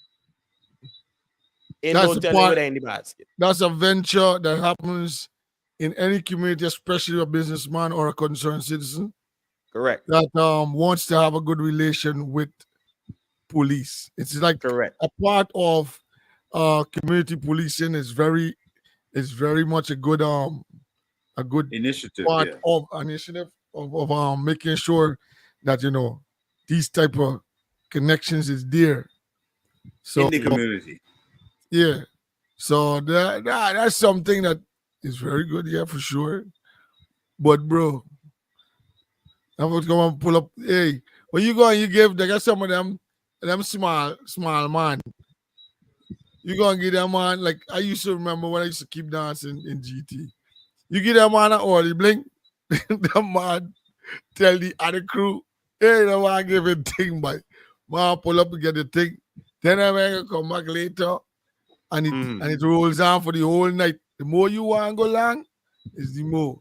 Where with now, the bigger head's telling you, why are you doing that? Talk to me and tell me who's doing that. But you don't want to skin that man up because you know every day these are the guys on the street. You know what I mean? Well, When that's boss called man sleeping, the amount of thing that man could do you before boss man wake up. And this is the problem. You hands in a place where you don't want. Well, you are somebody who's aiding and abetting corruption then. No. But what I'm trying to say, when you're young in that level of thing and you desperate to make, you don't want you dance, boss don't want to dance ram with over 500 people and going. You just trying to say, boy, yeah, humble me, let me do. The thing for me is, where does it become corruption exactly? Because if I am coming to an institution that I should be trusting in, right, depositing a large sum of money, how do they determine that this money was Fraudulently corrupt? Yeah. No, but like what I'm saying, it is not. Sometimes it is not that they suspect that the person doing something wrong. Like it might just be somebody walk off the street. There ain't nobody. All right, what type of business are you doing? Right? You're not a regular customer that would bring this amount of money. But you pull up off the street and you bring this amount of money, questions can be It should in the raise air. red It's flags right away. naturally. Right. Yeah, And that then would raise red eventually, flags. But there should The- also be a process to verify these things instead of my information being on social media for the rest of Yeah. the world to see. Now everybody know me. I got $16.5 million. So let me get it straight, Sherwin. Let's say his grandma passed away. He sold that property, he kept the cash. He got married, he got further cash. He decided, listen, instead of keeping this cash, let me do this. but you're gonna carry a stupid thing like wedding gift, buddy. You can't tell me this wedding gift. Mom bringing pouring in money like that on wedding gift. No, but then people morally would bring stuff for household stuff and different things. Or no man. Remember things different. No big bag of cash to walk to no wedding. They No, can come sure, with a check things and give it different to now, you, man. bro. No, if Sure, you read back the thing, it said Nonsense. before. So naturally, if you get married, you don't know you entire family asking you where you are. I know I telling you, I'm gonna give you a perfect example of that right So now. if you married in, you spend your money for the wedding and you still get the 16 stash. My G, the All amount this to give wedding that. going, man. Repeat it, If they're giving you money for you to do your wedding, wedding done and you still got 16 stash? Before, after, and during is the two most important part. Man, that's a lucky cat, boy. And they are Because I know most time when wedding done, man broke. Because you spend your bread for enjoy yourself and do what you gotta do to enhance whatever. No, and now I need to pull this out the closet. Plus, if anybody want doubt my things, I have the video. Right? Anybody out there want doubt what I'm saying right now? I have the video. They could come on the comments or whatever and say, well, Malachi, bring up the video, let me see this, right? But here we'll be telling you this now. I was at a wedding, right? At that time, the CEO for Fly Jamaica, right? I was doing work with them. I was present at that wedding. All right. That couple, I mean, $80,000 in our estimation in Guyana, they can say, well, that's a big money. There's enough. But let me tell you this, right here in this country, I saw a young Indian couple getting married, right? I don't really like shout out people's name like that because people might zoom in on people and they, right? But let me tell you this, that young Indian couple, I have the video to prove, all right? They had like 4 uncles that was a running 10,000, not Guyana dollars, bro. US. A running 10,000. Everybody presenting at 10 grand. People present tillery, right? Gold, colors for his wife. She had so much, her hands and neck looked full like Mr. T, bro. Plus, they get a present of an Audi. Plus, a present of a land, title deeds and them sort of thing, bro. So, the 16 mil ain't got nothing. Problem is like we never see conversation as we used to say back in the days. Never see conversation people. It's because we never had the experience, just like the minister. Them in travel, so them never had the experience to pull into fitness and let me escort you down. Yeah, them in get married yet, so them in had the experience of being flourish or flush with money. No. And when we say this, Sherwin, married in opulence, all right, not you don't know certain family. I mean, not knocking at the families that can't afford that, but I'm telling you, right in this very country where we talk about people they're bad and people ain't getting what they gotta get and people broke. I have seen young couples receive over the value of that money there by far. And this guy is a pretty popular guy in Guyana. He's been around for quite some time. So if he's getting married, his circle of individuals that he know, obviously he gonna know some big businessmen. Correct. Are those big businessmen gonna come to his wedding and say, "Well, bye, I'm gonna present you a cooker by a microwave"? No, they're not You're gonna do getting that, bro. things, my G. You're getting things. They're gonna come and say, "Well, here what happened by all a 7 grand. This 7 grand could help you. You could buy a new car or something for yourself. They put towards a car." And that's put towards a car because we know 7,000 is not a proper transp. Where you want to buy a 212? Well, then why it was said, oh, in a system like that, is either he was wrong to take so much cash into the bank, But then or what do you do with it? Because if a regular man like me come in with me money that I gain or work hard for, what do I do with me money? Keep it under the bed in the pillowcase? well, Or do I put I it in don't a know the legit protocol of- establishment? I don't know the protocol of the credit union. Remember, credit unions are like small. No, but group. even if you go to a bank, what do you do with this money? Because when I come back from the US, I have to bring in me social security card, me tax information, everything else from America. What the hell does Guyana and America have to do looking into each other's accounts? Knowing very well that money laundering act and laws is almost nonsense. Yeah, but what I'm saying, right? We don't know that's one. And then if he was right, and he found them wrong, right? In the normal sense of lawsuit, he's supposed to get a big lawsuit off of them. No, of course. It's simple as that. Listen, guys, let's not look at the story, but let's look at the law.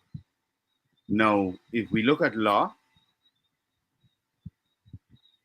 my information is not supposed to be out there from that credit union. That is the first breach. That's the first breach. All right. So from that standpoint, you really can't move the case forward if there was a breach. And this is straight up, bro. I mean, if any legal minds are looking at this, they know they will advise me. But based on my my little knowledge of bumping around with a few lawyers, I know that the beginning or the origin of it is where it starts. So if you don't have that, how do you divulge somebody's information? Why? And then you have to ask the question, why his information specifically was divulged. Now that too is, why was a copy of this information out there? Where did it come from? Because I don't expect it coming from the bank manager, right? Or the credit union manager. I mean, correct. So which teller y'all got wholesale selling information within the system? Exactly.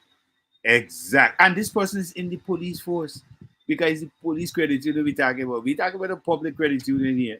You see the problem? Police credit union. So which accountant, individual dealing with my documents was selling my information to the ops, as we would call it in the street? Yeah, you selling my info to the ops. He is the one that's actually looking and seeking some kind of thing for this matter, or is this a public? This is we having a conversation and we telling them the legal side of how to take actions. But based on the breakdown of the story, after this information was released, he would have stepped aside, went on leave, and allowed the investigation to carry on. Now, if I doing this thing on a corruption level, why are you stepping aside? Me and stay in office for cover up meeting? Bro, that's a private matter between them. But if it says, I don't understand what's the. I don't know. Exactly. My bro. You see where it's confusing, right? My bro. From the time you see this guy decide, okay, let me do this. Let me step aside. You conduct your investigation.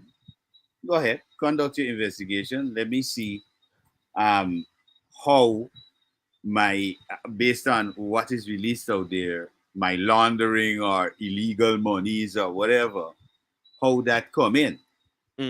All right, because I think I don't know, but I think police officers work for money, especially high-ranking officers. They work for money. So I don't see how I don't know. This whole hullabaloo about 60 million is like, I mean, if it was in the US and it was 60 million US and a cop depositing 60 million US, well, yeah, we could raise eyebrows. But the average salary for NYPD cop is 72,000 a year. So he money it really is no money. So I don't know what this hullabaloo is all about because Naturally, what half we of do, your house, half of your big house that you're building. we locking up a cop in America because he money laundering. He making 72,000 a year. I mean, bro, it don't come together. I mean, we would have, for me, I need further details Of course. because I don't look at the scenario, especially with the sensationalization of news stories in Guyana. And we know every reporter in Guyana got a side. Don't let me lie to myself here. Every Exactly. reporter in You know, Guyana got an angle and a side. it might have been a undercover sense of information that was or wants to be gathered from higher sources in So, the wait, wait. So you're saying it may have been an undercover sting operation that was correct conducted on in the social sense media? of So this is the in the sense problem, of- right?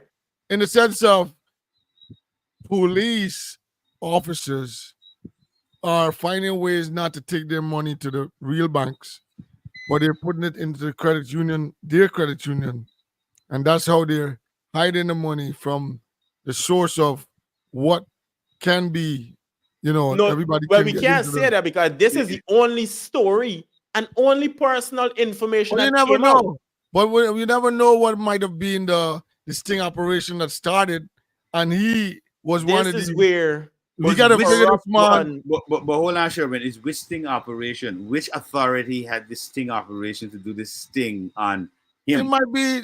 It might be the investigators investigating In- internal. So let me say Yeah. internal investigation happening. But Yeah. Hence don't- why he stepped aside, allowed but- it to continue. but Right? If so, even if so, do you do an internal investigation on social media?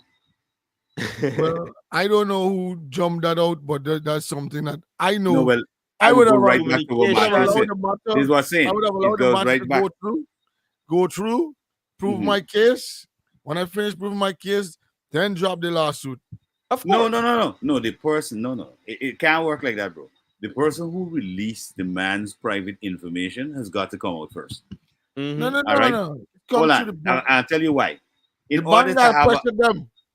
no, So when I in press order, the bank got pressure them. no, well, I You don't work to know. do it, We don't know if the credit union had cameras in the building to see when he came in and the transaction was going on. All right. And they could have seen, okay, we know exactly who the teller was. Why you think when somebody got a problem with the bank here, right? The first thing they do is try to settle you down. Then they just run the camera. They can try to figure how it all happened. If they realize that there are people in the whole mix, you can't blame. You gotta blame the whole confidentiality of the bank itself coming from somebody that you employ. So now when I drop the thing on you, you gotta fire you people, you gotta do what you gotta do with them. But No, it comes through you. But Sherwin, what I'm trying to emphasize here in this particular case, Yeah. the credit union is not a public credit union. So it's not open to the public. It's open for police officers. That's the first thing. The people who are in there are police officers. All right.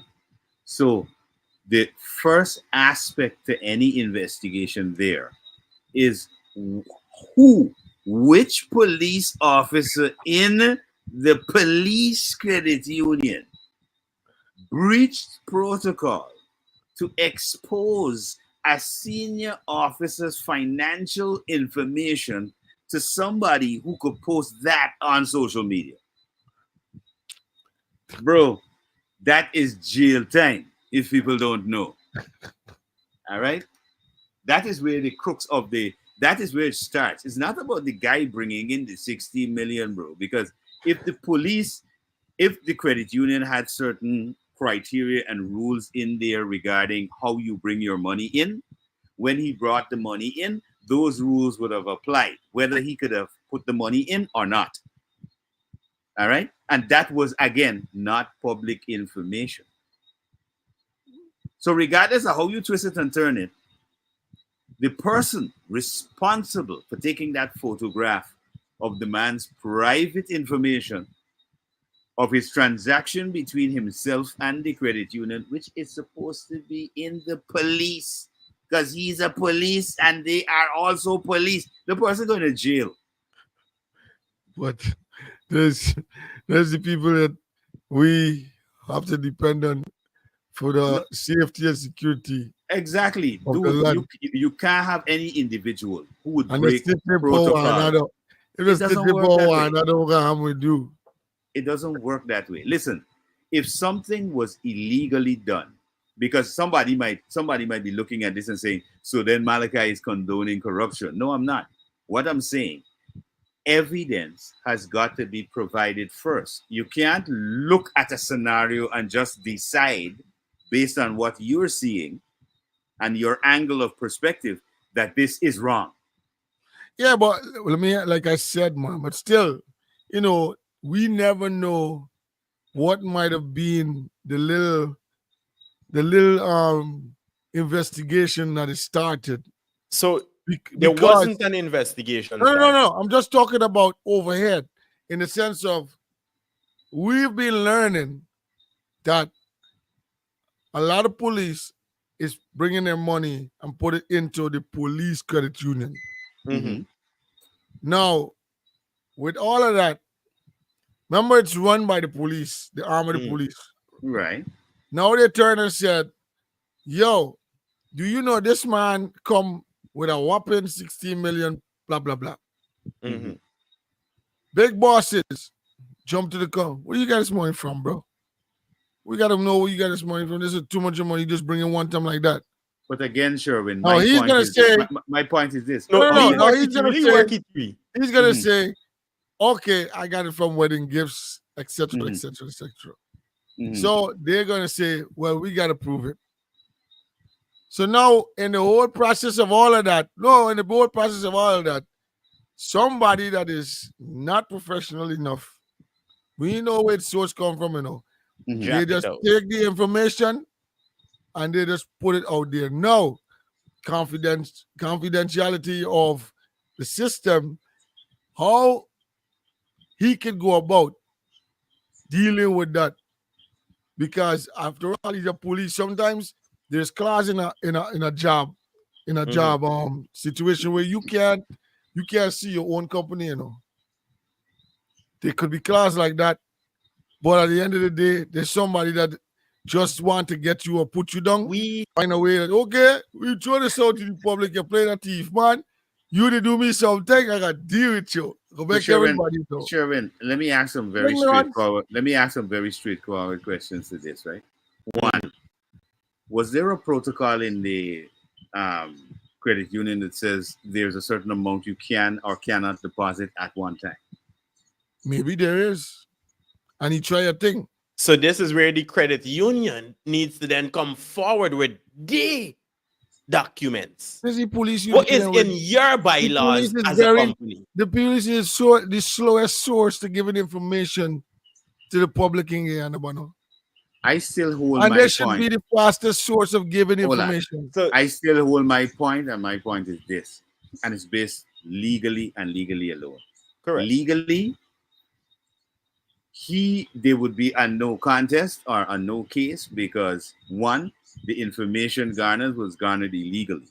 Mm-hmm. All right. Now the police, and this is I gotta emphasize, and this is where we gotta be really serious and watch. Now, police. Now, what needs to happen in order for me to change my context or perspective is that they would have to have more information of was there an actual corrupt act in taking $16 million to the credit union, the police credit union? All right. Was that actually a corrupt act? Was he insisting that the money be put in after the rules said no, it couldn't go in? In that case, you have something. But we have to know that part, which we don't know. The credit union hasn't said anything. The only aspect of this case we have is the leaked information of the man's private business. That's what we see in.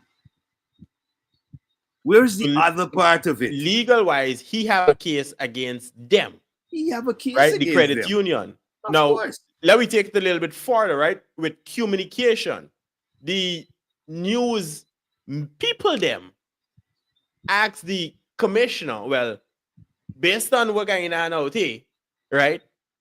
What going on in there? And he then mentioned, well, there was no transaction of the sort. Nothing like that would have been taking place. No investigation is happening. Right? Again, understanding your portfolio is very important. Very important. Right? Now, me as a police officer, I would have said an investigation is ongoing. We have heard about it. An investigation is ongoing. And I believe in any question being asked to any high-ranking official in government, there should always be an investigation ongoing. You know why? Especially in Guyana. We people like talk nuff. And we like make up thing. Right? To give them the right source of news. Correct. Or of information. Then a couple days after, we would have seen the minister come out and say, well, there's an investigation going on in the matter. Just like I mentioned, right? Now, obviously, there's two things. A time between the information came out to the time the police commissioner responded, right? Now, you can't expect this man to know everything going on in the house. But that's what I'm saying. You got to be very quick on the thought. When people come into you, you got to be quick on the thought of, listen, I have not, because as a big man in the business, you got to say it professionally. I was not briefed as yet from the reliable sources that has to be doing or that is doing the investigation. So I cannot give no comment on that. This is why earlier in the discussion we mentioned he should have immediately made reference to his PR department. Now you look he stupid. Should have made reference to the PR department. The minister now coming out and saying something, and you look as though then I was covering up this thing. And this and again, it's kind of like how the government of Guyana would say, well, we didn't know nothing Guyana with Mohammed's them for 3 years straight. And then the sanction dropped. Yeah. You see where not using a PR team. When the sanction dropped, that man said, we would like to know what's the reason for the sanction and what's the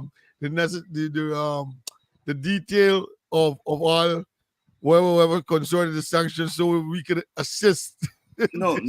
They want to assess. They want to be able to assess because remember the US said they lost $50 million in taxes. All right. So the idea was to get the information that leads to the trail of this loss of the 50 million. Whether it would be in which form. Was it in terms of bribery was happening with the customs officials? Was it bribery at a higher level than that, ministers, which would expose other people? So that I think is the right way to go. Yes. All right. You got to get the information because if you don't have the information, you don't have anything to work on. But all right. The natural problem is the officials coming out and speaking before their time. Right? Hence why we got corruption versus communication. Official has a right to come out and face the public as soon as an event is occurred. But no. Look at this. Like if we got a school shooting, the commissioner is going to come out and face the media right away to say that is a high level case. It's warranted. Still high level everything you're doing. What I'm saying, you face the media. You say, listen, this is what happened. This is what we learned happened. This is so. And as we speak, we are in whatever. Until further notice, we can give you more details on that. And it's All Exactly. right, called Sherwin. what? Just for clarity in my mind, are you saying that the minister is supposed to come out and No, deal with no, that no, no, no. situation? The minister's supposed to have representatives. That Which has to in government terms, that I has believe to that should brief. be the DPI. That has to come out and brief people quick. As But yo, we don't. don't. We One of the things that you always want to do, if your country going through a disaster, if your country going through a thing, if one of your athletes they at Carifesto and just get a goal, somebody's supposed to come out with a flash news. Yo, we just one goal. Mhm. Da, da, da, da, da, da, da. You gonna wait till them cheering come in, tired like a like a beast, and then try to tell you, oh, after everybody talk about it, then the government gonna make it a big scenery. Like, okay, now we ready for talk about it nicely. The story done gone down the drain. We want No, to you hear it see, from the right way of how it should be done. You know what I mean? but we don't have that system. That is the problem we have, Sharon. We don't have the right way system. We have private journalists working like them as the government. So anything happen, if naturally, if a man like Critic could reach at a scene before the police or before anything, it is a problem. Because now he walking all up and down crime scene, you know, information coming out before a time. You don't take your time and understand. Well, If here's what critic, happened. We have to control this way, which is called control journalism. exactly. Information need to be controlled, Maji. But this is the thing. If you bloggers is gonna be bloggers, right? You cannot consider a man that's running and doing his little blogging or his streaming or No, whatever he's he's not. doing, No, it's not. right? Mhm. After all, because if you had set up a system where people are waiting for the right source of news to bang, then they will be like, okay, this is confirmation. Mm. You know for sure that man come out and said they just came out and they said XYZ. Boom. And you just keep going along the way. But like if we got something going on at the White House, that woman might come out about 4 times a day Exactly. because she has to continually There keep are briefing. updates, giving We problem we updates. don't have a woman Continue. nor a man coming Okay. out one No. time a day. No. That is our problem. NCN sits Yep. and everybody doing artists. Oh, this artist popular. People covering a tree drop on a car. This happening. They're not rushing to call and say, hey, let me call the minister. This is happening at this point. Let me reach out to the minister, grab the information from he or she directly. Mhm. Let me reach out to DPI official. Let me grab the information from them. For example, I've heard when you were on the streets of Guyana, you hear rumors about this situation happening, rumors about that situation happening. Where are again? I mentioned the investigative reporters or reports, or let's say people who are creating content, a documentary from NCN that are actually on the road looking for these stories.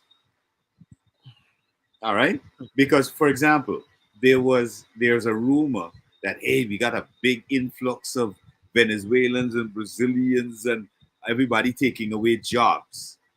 Isn't that something that should be a story, an investigative story, Continuous story. a continuous story I where we suppose have somebody our living on the borderline and every day taking not a only little that, not something. they have a report from the Every borderline day. and they have a report from the city. They go around the city and they look at the construction projects, they look at the road projects. We see who is working on these projects, and we could see, talk to interview them. Hi, where are you from? Are you from Cuba? Are you from Venezuela? And we make what is called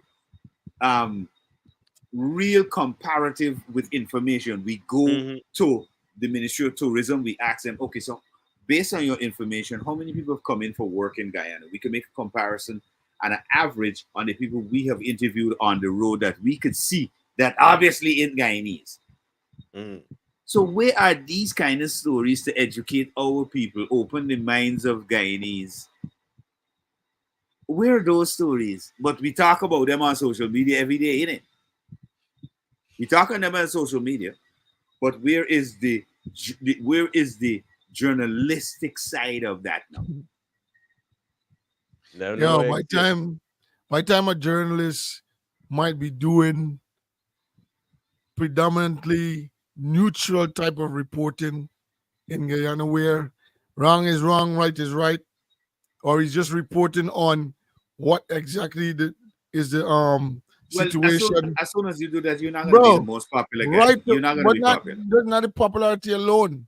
You will Mhm. find leaders of the opposition or leaders on the ruling party that is not in too happy with you reporting And they're coming for all you. and they're coming for you. But that is Root for journalism, you. though. No, but that That is That's within what journalism, though. itself is journalism. But that is journalism. You Because remember we Richard? know in America, Ola Malachi, we know in Mhm. America, if you put out certain information, you are dead. And these man does work with every single body, which is why we could see the other day or a year or however long ago, the vice people come to Guyana, link up with the Chinese on this half, he linked she up with this another half, and they went around until they reached the Jagdio. You remember we seen different days and different videos whereby they said how they are doing it, that they're meeting with this person, then they're hiding the cameras. We're meeting with this person, and we couldn't use the cameras. In Guyana, everybody using the cameras and the mics. We're not hiding to try to find the information. We make up the information on spot and put it out there. Yo. It's like, man, this is what we're faced with. But then we have a official board of communication that have no rights, legal, proper laws put together, which is the Broadcasting Commission. And then the what is the other private body, which is super private, that controls the Press Association. Yes. The Press Association body. It so is now we super have private.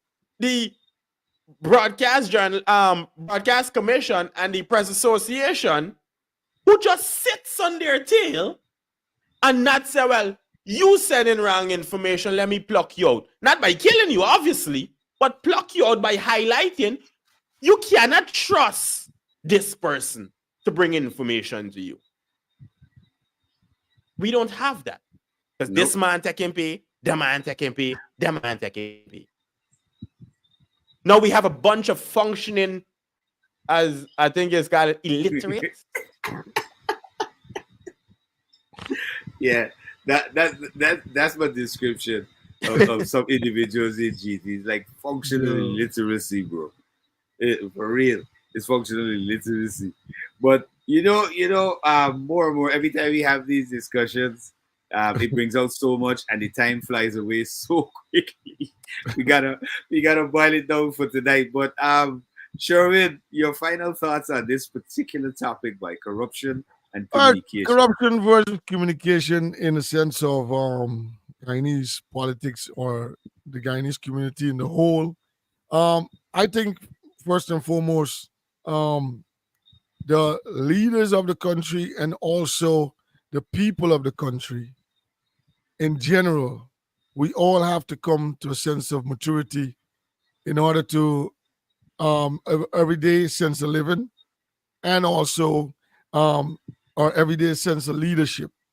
So in that sense, where you must be in a place where you have the people understand that you have a job to do, and it's not like you're trying to be considered with every little thing that you do to be the nice guy. You have a job to do, you get it done, and they must apply themselves to new systems that will benefit them in the long run, rather than you try to make a man feel nice for today or make a man feel nice for whatever it is that is happening. We want to make sure that you good, but the rest of the people got to go to know the system is a system, and we all need to apply, and we all need to come to that maturity level to make sure that we go with what is actually injected as policies in the system, right? Mm-hmm. Coming from the leaders that will benefit them to be people that we can say these or this was a great leader because of his XYZ. You know what I mean? Policies, yeah, the So that's policies. all I can say. Yeah, that's all I could Mm, say. You guys just I'm just being encouraging you guys to come to that level straight up. hmm Well, I would add to that by saying we are lacking in policies, which is where we actually need to fix things. If we could fix the policies, that would create a system to function correctly as individuals, as entities, as government officials, and everything else in between. Right. And once we have these things in place, like for me personally, as a man of the book, wherever's written, I follow. Obviously, if it's wrong, you have common sense to determine it do. Right. But once it leads you down a nice, pretty path, you follow it. Right. hmm In the topic of corruption versus communication, well, we know in Guyana we got enough corruption. It has been able to become a monster at this point, which is why we have to talk about it. And if we continue to allow it to grow, we can't control it. So we need to start knocking the head them off and then buzz down the body, like you was doing the snake and thing. Right? So once it's done, it's done. There shouldn't be 2025 moving forward with added corruption. hmm Let we start knocking down what we got, deal with what we got. In the communication aspect, well, NCN, DPI, I think Minister Kwame Mackay, and everybody else within the broadcast commission, the one who is certified as a so-called journalist, everybody, they have to come together, create policies that suits the people, and then you slap lawsuits, as we like to do in America, behind that. To add advice, Officer Brutus, I do think you have a very pretty case against the credit union. So when investigation done and That's them. vacation done, file a That's them. lawsuit. We will only learn the hard way, unfortunately. Yes, right? So if everybody gets sue everybody. We've seen Yeah. it with critic. Everybody wants to critic. Well, it's about time everybody starts suing everybody. At some point in time, the new judge, because we did have 10 new judges, some one of them must come up with some proper policies for the country. And we can all not be functioning idiots. I don't.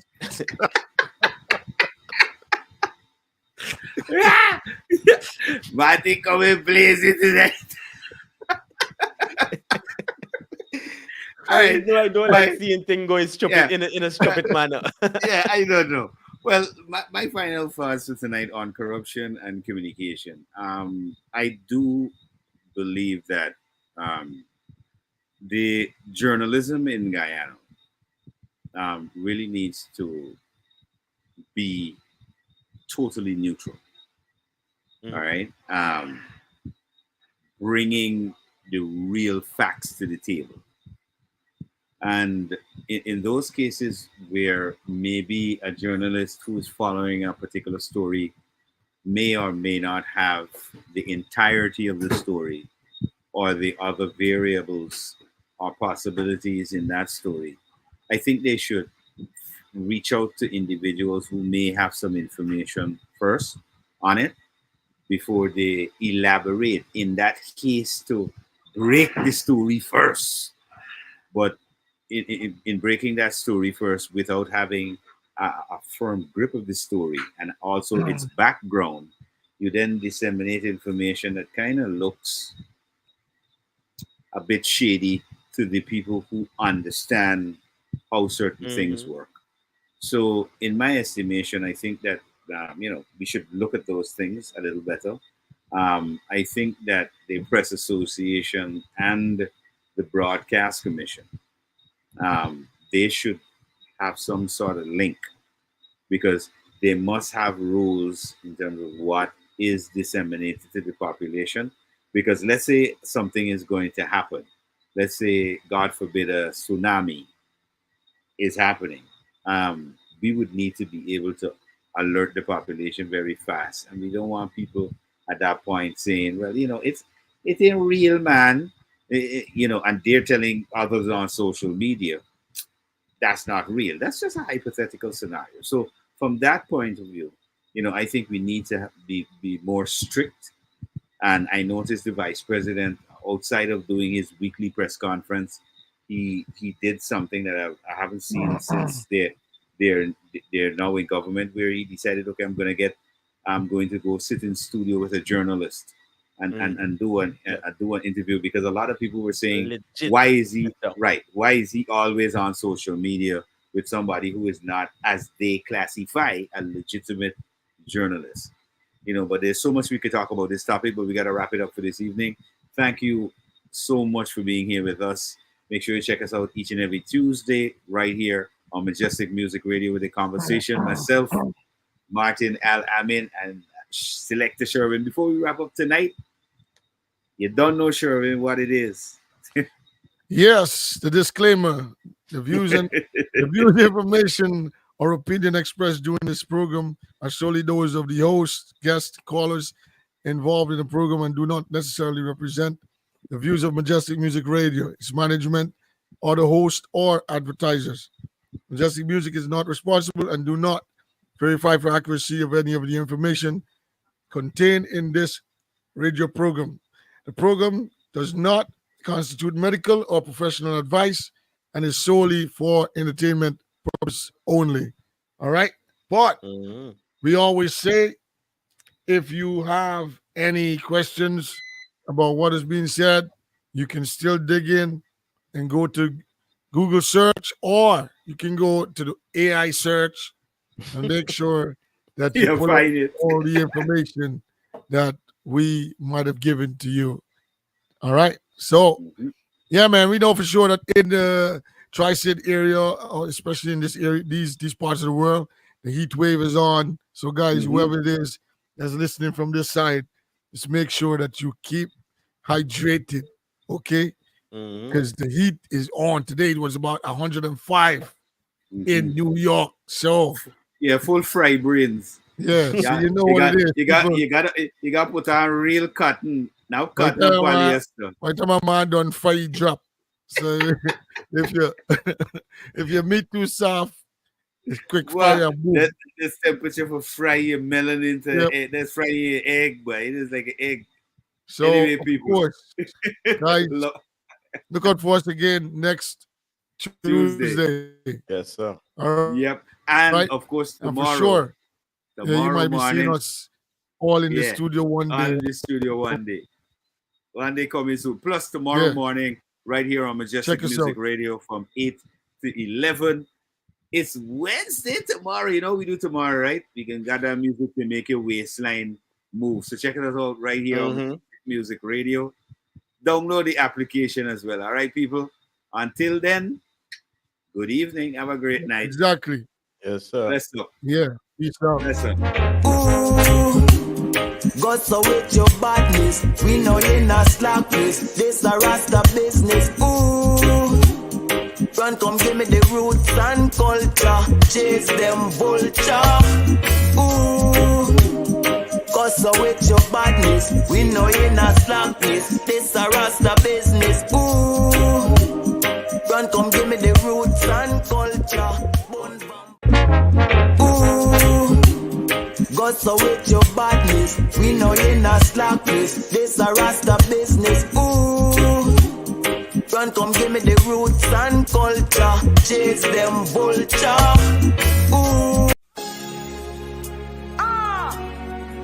It's passion. Give me.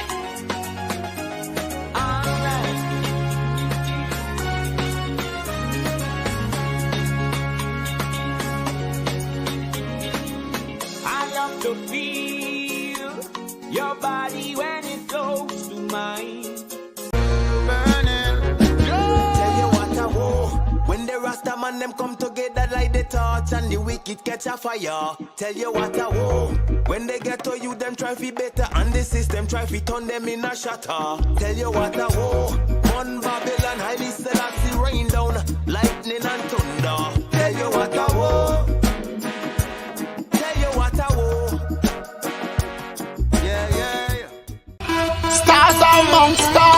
We.